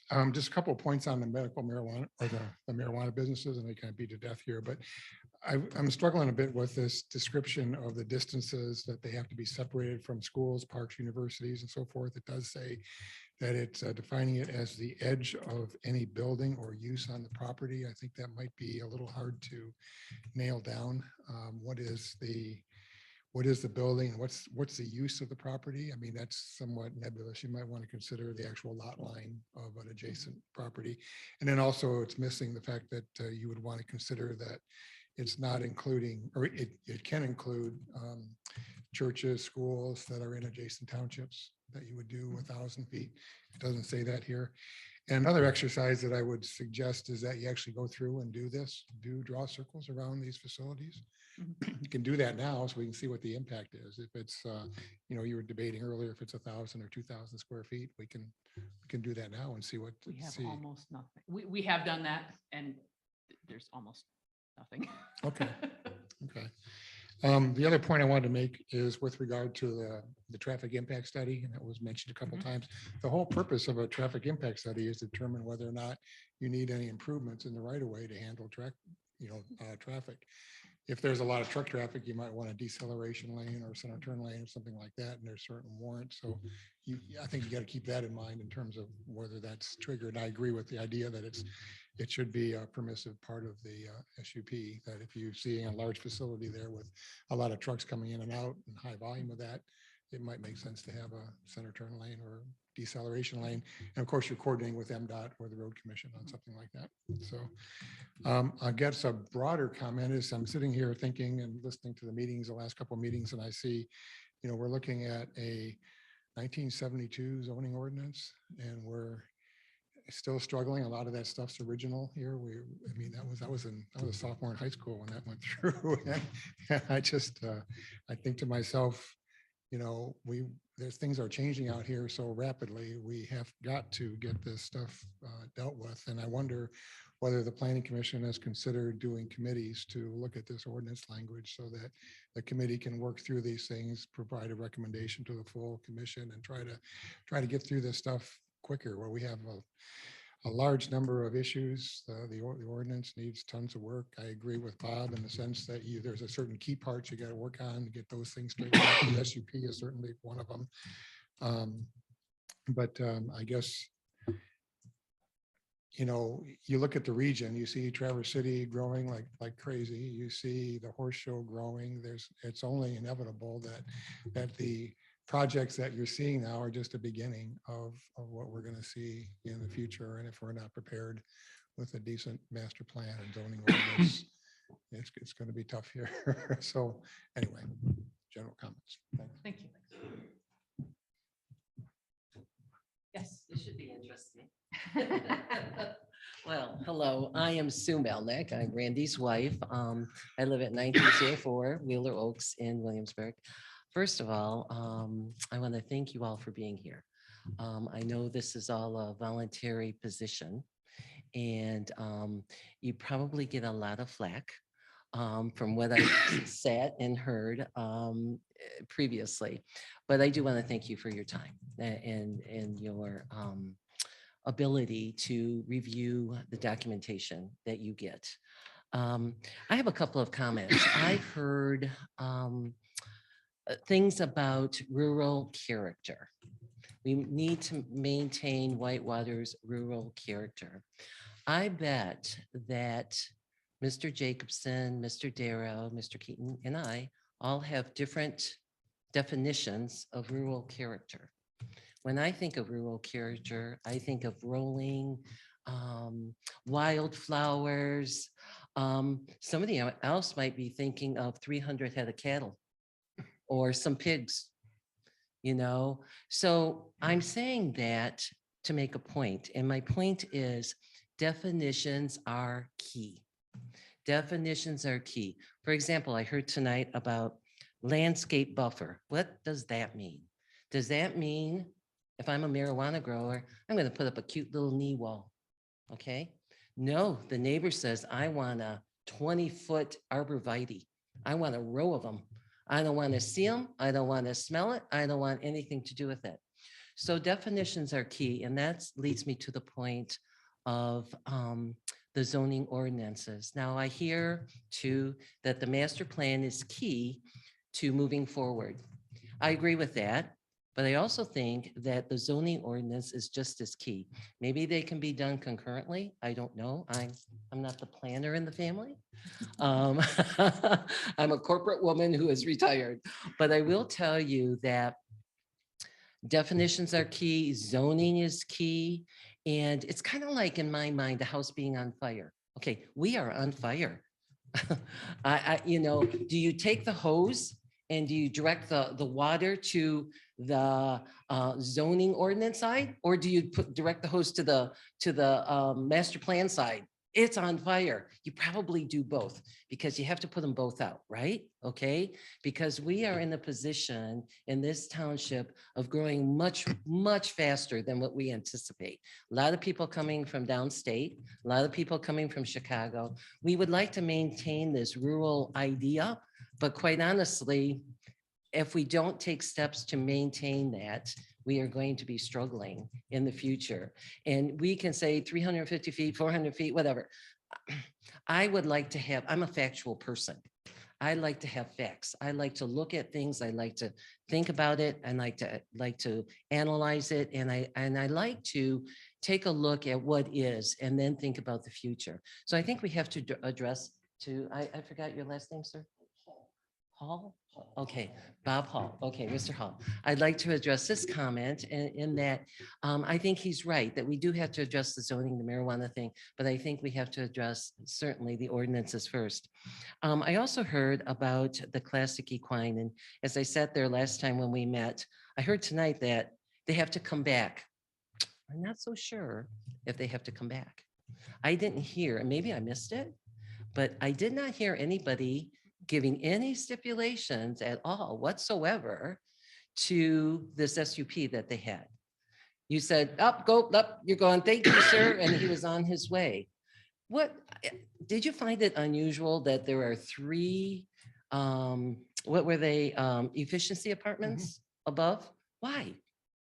Who says that they can't rent them out? Who says they don't even have to be affiliated with the Classic Equine Center? Who says that? Who says there's not connecting doors to make one huge apartment? Who says? No one. We have no stipulations whatsoever. So do they have to come back? Maybe, if they want to. Maybe not. I don't know. So again, we have to be very precise, very articulate in what we're saying and what we're writing. Okay, whoever you hire for a planner, I would strongly suggest that they are accredited. Okay, no offense against Mr. Grobel, but quite honestly, in my estimation, reading, he is a biologist. He's very good at watersheds and water kinds of things. Okay, streams, rivers, that kind of thing. But I don't think he's not a planner, and I think we may have gotten ourselves in a mess because of that. Lastly, one last thing. Okay, I really would love to see this live streamed. Okay, and by that I would love to see a TV right there so that people can look, not certainly at us, but certainly can look at mapping and parcels. I mean, it's very hard to try to think about what are you all talking about. Sure, we get it online, but I don't think that is quite honestly good enough. So I appreciate your time. And thank you. Please share that particular comment with other particular organizations. And please don't throw Levels. under the bus. Please don't. Let's all talk work about together. that separate. Thank you. Both very great comments. Vicky Beam, I say every time, thank you all, and I agree. I can't imagine sitting in your seat. I also am tired of the fighting. I go to the board meetings, I come here. We all need to work together, together as a community to make it better. And I think we all want to see that. Throw under the bus, whatever it might be. Let's not do it anymore. And I did make a note, the fact that you guys did your part, there's no excuse that the public hearing isn't tonight. And I will echo that at the board meeting. We just got to get it together. We faced a lot here. The campground, marijuana, obviously, you guys did a lot of work tonight. Kudos in working together. Obviously, site condo, Bags Road, event barns, it's all coming to a head. And as we've said, it's just going to continue. The pressure is going to continue. I also reached out to the board about Randy Melnick joining in some capacity. I do not see a conflict of interest, and I'm going to keep communicating that as well. Again, it's something that can help us and collectively, and certainly with all of you. I did find it interesting that you had made a mention about disagreement of what version of the ordinances that were given out. I think that's another problem. Who's looking at what and where are we at? And I don't even know how you guys are even dealing with this, quite honestly. I'm going to bring that up at the board meeting again. So, and then echoing about the ZBA meeting. And again, this is not you, but just to communicate, people did call, they reached out to me that they came here and it does say canceled. So if there's a way to put that out there, the comment was made back that we should be looking for an agenda. We don't know that. I don't know that I'm supposed to be looking for an agenda to know if there's a meeting. But more importantly, the fact that it was then told to us to either call or email that a meeting is still being held. Again, I think there just has to be some consistency. I know that isn't on you guys. But my last thing, we were talking about marijuana and there was a comment made, start small, maybe we go big. Let's have that same thought about site condos, you guys. Just my last point. Thank you very much. So we need a marquee. What? We need a marquee. Yes, sir. I'm Tom McElwee. I live on Lakeside Trail. I have seen a couple of these meetings on Zoom, and this is my first meeting attending in person. And it's clear to me that what you're doing virtually voluntarily is with the best of intentions, and I appreciate that. It's not easy to sit here and parse through this stuff and do your best. One comment that came to my mind during the marijuana discussion relates back to the discussions they had in Traverse City. What happens if all three sites are in the same neighborhood, the same district of town? That's going to impact those people more than anybody else, and perhaps unnecessarily and unfairly. My other comments have to do with the master plan, which my understanding, limited as it is that the master plan drives a zoning ordinance.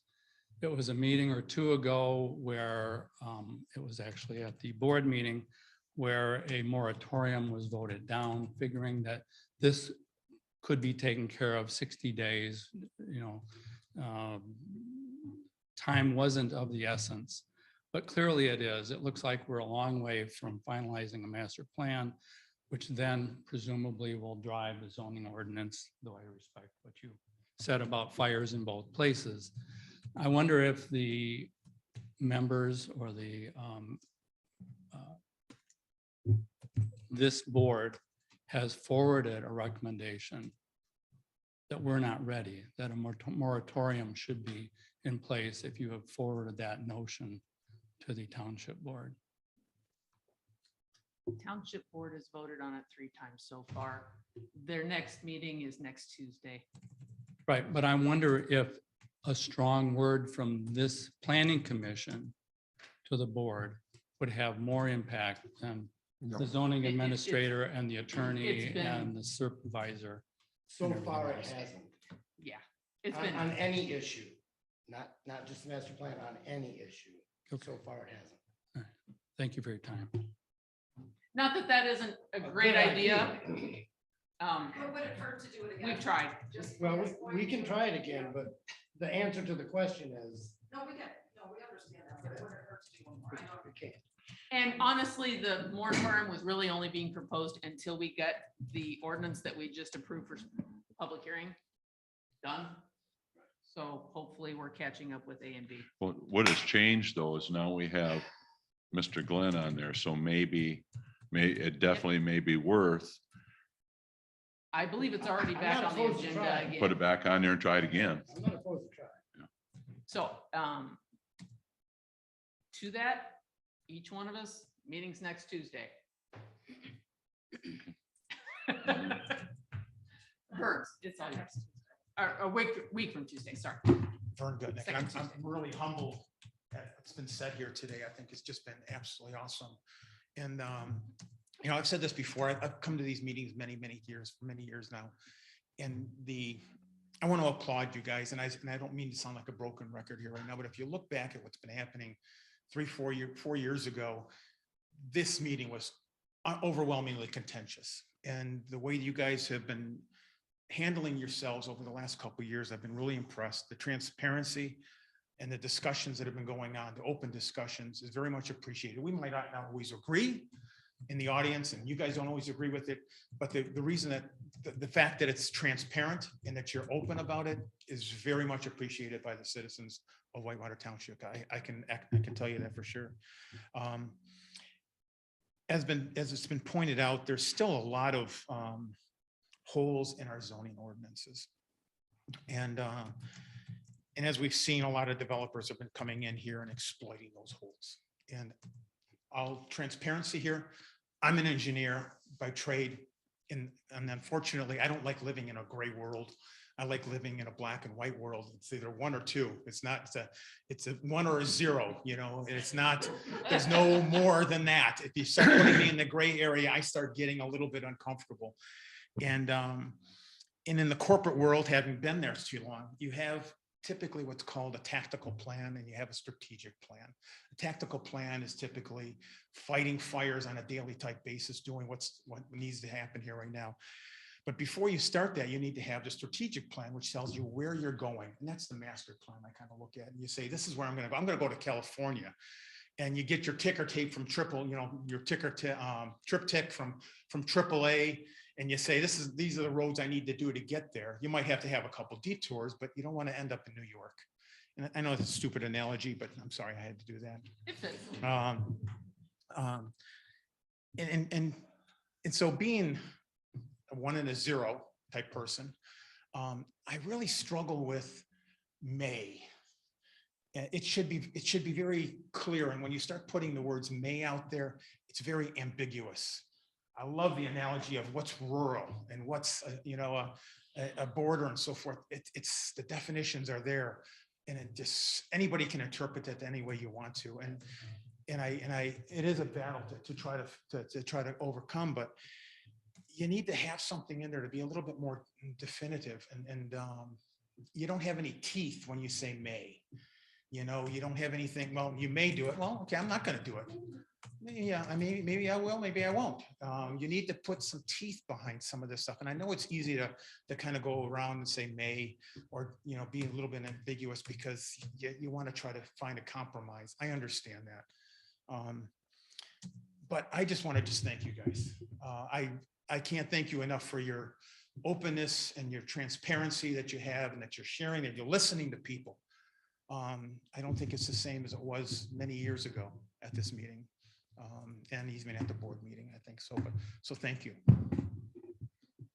Thank you. Any other public comment from? I think you're all that's left. Does that mean I have all the time I want? No. Again, I'd like to thank you guys. And I ask, how can you educate me on your job? How can you educate me on being helpful to you as a commissioner? I'd like to learn. I'd like to know what makes you determine makes your decisions. What makes you decide? We're looking, for example, the marijuana. We're talking about 350 feet, 400 feet. Sitting here that's hard to comprehend. I mean, do you guys go out in the field and do you look at an acre and say, okay, this is 350 feet, this is 400 feet. You know what I'm saying? That to me speaks volumes over talking numbers. And I think that's where the TV came in. That way we can see what we're talking about. Obviously, Baggs Road means a lot to me. But Baggs Road is on the township line, Whitewater, Clearwater. If it starts there, it's gonna move this way. We've just gotta be conscious of what we're doing. The same thing goes with marijuana. I don't have to worry about marijuana processing plants being right next door, but if I were on the planning commission, one of my concerns would be, I wanna make sure that my neighbor that's gonna be next to the planning or the plant doesn't have to deal with the smell, the noise, the sound. So I think we have to keep in contact that maybe we're not affected directly, but look out for our neighbors as well. And I think you guys are doing that the best you can. We just kind of need to come together. I'm sorry, I'm hyperventilating. It's really hard because the board and the planning commission are two separate entities. We need to come together as one. We need to come together as a community. That's what's important. I think when it comes down to it, as long as we can come up with things that's going to work for a majority, we're not going to make everybody happy. That's Baggs Road. I've looked over that field for 12 years with not a house in that field. If I was against development, I'd be mad at Vicky because now I look directly at her house. There's another house that's being built, but that's not it. I want to know that when I look out, I'm still looking out at a country. I'm not looking at downtown Traverse City. I'm not looking at, living right in town.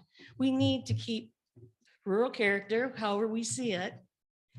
We got to keep in contact that we need to do what's best for us, not the developer that's going to develop here and go home in Grand Rapids and count his cash while we see what the aftermath is. I have a really hard time understanding how there's so many divisions on property. Yet we're going to come in and call it a site condo, which is 30 acres, and we can put 22 homes on it. To me, it's a play on words because they're individual houses, they're individual property.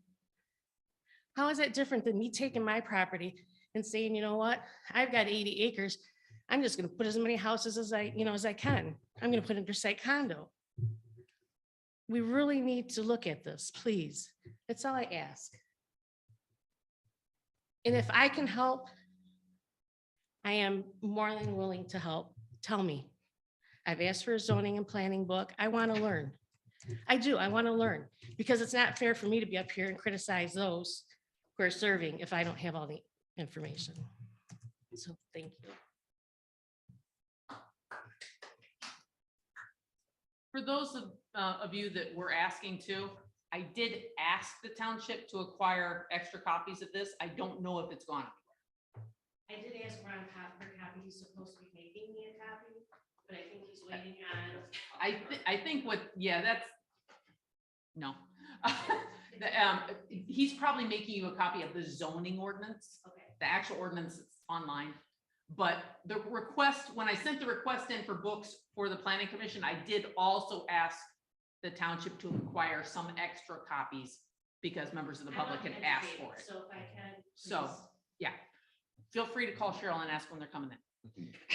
You can also look up I shouldn't admit this because I don't do computers, but when I first got involved here, I had my wife go to the Planning and Enabling Act and print it off the computer for me. And there's another one too. I forget the name of it right now, but you can get that stuff offline and read that too. And I'm learning how board meetings go. And the state condominium act, also that along with a lot of summaries and tutorials. So, all right. Hey, Kim, I think on the site condominium act, sometimes this stuff is out of our control. There's a state law Yes, that it is. requires us, and there is nothing. We It's have totally authority out of to our do purview. nothing. Is that right, But Bob? we gotta, folks, we can't create a dialogue. Denise, you may speak only if it is another topic and you keep it uber short. Uber short. I just want to make a comment about that 300-foot notification limit. With that in place, I can see my neighbor's house, but it's more than 300 feet on the other side of the road. And if he could do something, and they would not have to notify me, because I'm over 300 feet away, farmland, and, where I live, people have 40 to 100, 250 acres. There's 300 feet is nothing, just nothing. And on the other comment, same topic, I did get a notification from Antrim County about DT&E or Consumers Energy doing an easement on up Elk Lake Road over within a mile of my house, but in Antrim. And they sent it to me and I read it and I go, interesting, because I did not know that was going to happen. But it's nice to know that if there's going to be another line going through or something, that's where it's going to be. So, Okay. yeah, thank you. All right, do we have any other public comment in town hall? All right, Zoom. Do we have any public comment? Please use the raise hand icon or wave at Lois. Connie. Connie Highmore, you have the floor. Hi, thank you. Just wanted to thank you all for everything that was accomplished today. Good job tonight. It's been a long meeting again. And one of the comments, it was concerning the marijuana limit numbers on ag properties. And, you discussed it, and then someone said, once you go big, you can't go back. You can't take the numbers back. And I think that same thing with condo development, site condos. If we make a mistake with site condos, we can't go back. Once that precedence is set and we go on, and these site condos get built, then they'll be built all over the township. So I know there continues to be a discrepancy whether site condos are or are not regulated as planned unit developments. And when I continue to look at these articles, there's so much confusion. Article 28 in the condominium development regulations, paragraph D, planned development, refers us to Article 31. Article 31, planned unit developments. 31.25 specifically uses the words site condos. So how are they not connected? The zoning ordinance states in 31.25 open space land, the last sentence, quote, the required open space land may not include land within a parcel, a lot parcel, or a site condo unit, unquote. So that's where I think that they're connected, and we never get an answer. I know, and listen, believe me, I don't want anybody to answer my question now. I get in trouble. But we never get an answer. That they are connected. Your zoning ordinance shows that they're connected. So if someone wants to email me, y'all have my email address. You can email me the answer as to why we continue to have this controversy on that. So thanks so much. Have a good night. Thank you. Are there any other comments from Zoom? Okay, we are going to move forward. Gentlemen, we have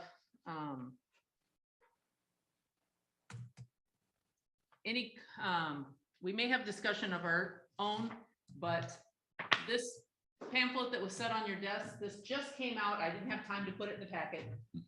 This is a newsletter that just came out from the township attorney's offices. They do informational stuff. And this was an update that they just wrote on marijuana standards and guidelines. So that is being provided as part of our continuing education. Aside from that, we are going to move on. Is there any comment from the PC? Do you have anything else that you feel like you need to put out there? Carl. Yes, I would like to thank the residents that came in and have done their homework on the parks, RV parks. I had done it. If you look at the minutes of previous meetings, I had done some of that homework. I gone and actually got a copy of all the Traverse City park. There's like 400 sites. They give me a whole printout of the size of all the sites. I also, the think some of you looked at the I believe it was 78 state regulations for commercial campgrounds. I had mentioned that. And also there's a newer, it's not state law, but it's a newer document recommending the size of some campgrounds now because of the larger camping units. So I'd like to thank you for your comments. I think it helped get my point across, which I apparently didn't get last time, and we made a change to it. Your comment about the veterinary clinic down there, that came up as a concern by some of us at our last meeting. And I think there's some comments that is zoned, that area is zoned for apartments and things. So, you know, I agree with you that that could be changed, but we did discuss that at the last meeting. A couple of us brought that up. But, you know, not a whole lot was going on. I don't know. I think we find it to come to us. I guess my point is we just need to be really clear on what we pass and make sure we know exactly the language we want to say. You did come up with Okay. those discuss. I'm gonna pull it back together because it's late. And we started early. Gentlemen, any other comments from the planning commission? Nope. Okay, I'd like to thank Mr. Melnick for your, yes. for your Ditto. paperwork that you gave us. I found it very helpful, very informative. And I'd like to invite you to be a part of this board. We have a couple empty seats. You'll be a great asset. In that capacity or any other. Yeah. I also appreciate your willingness to throw together a draft that we can incorporate. I will, and once I have the wording worked out on that, I'll send it to you too. It will be building to property line. Gentlemen, very productive meeting. Thank you. We're doing what we can on our little corner of the world. And hopefully it'll go forward and we'll have a little bit more of it cleaned up. So ladies and gentlemen, meeting's over. Thank you. Said you were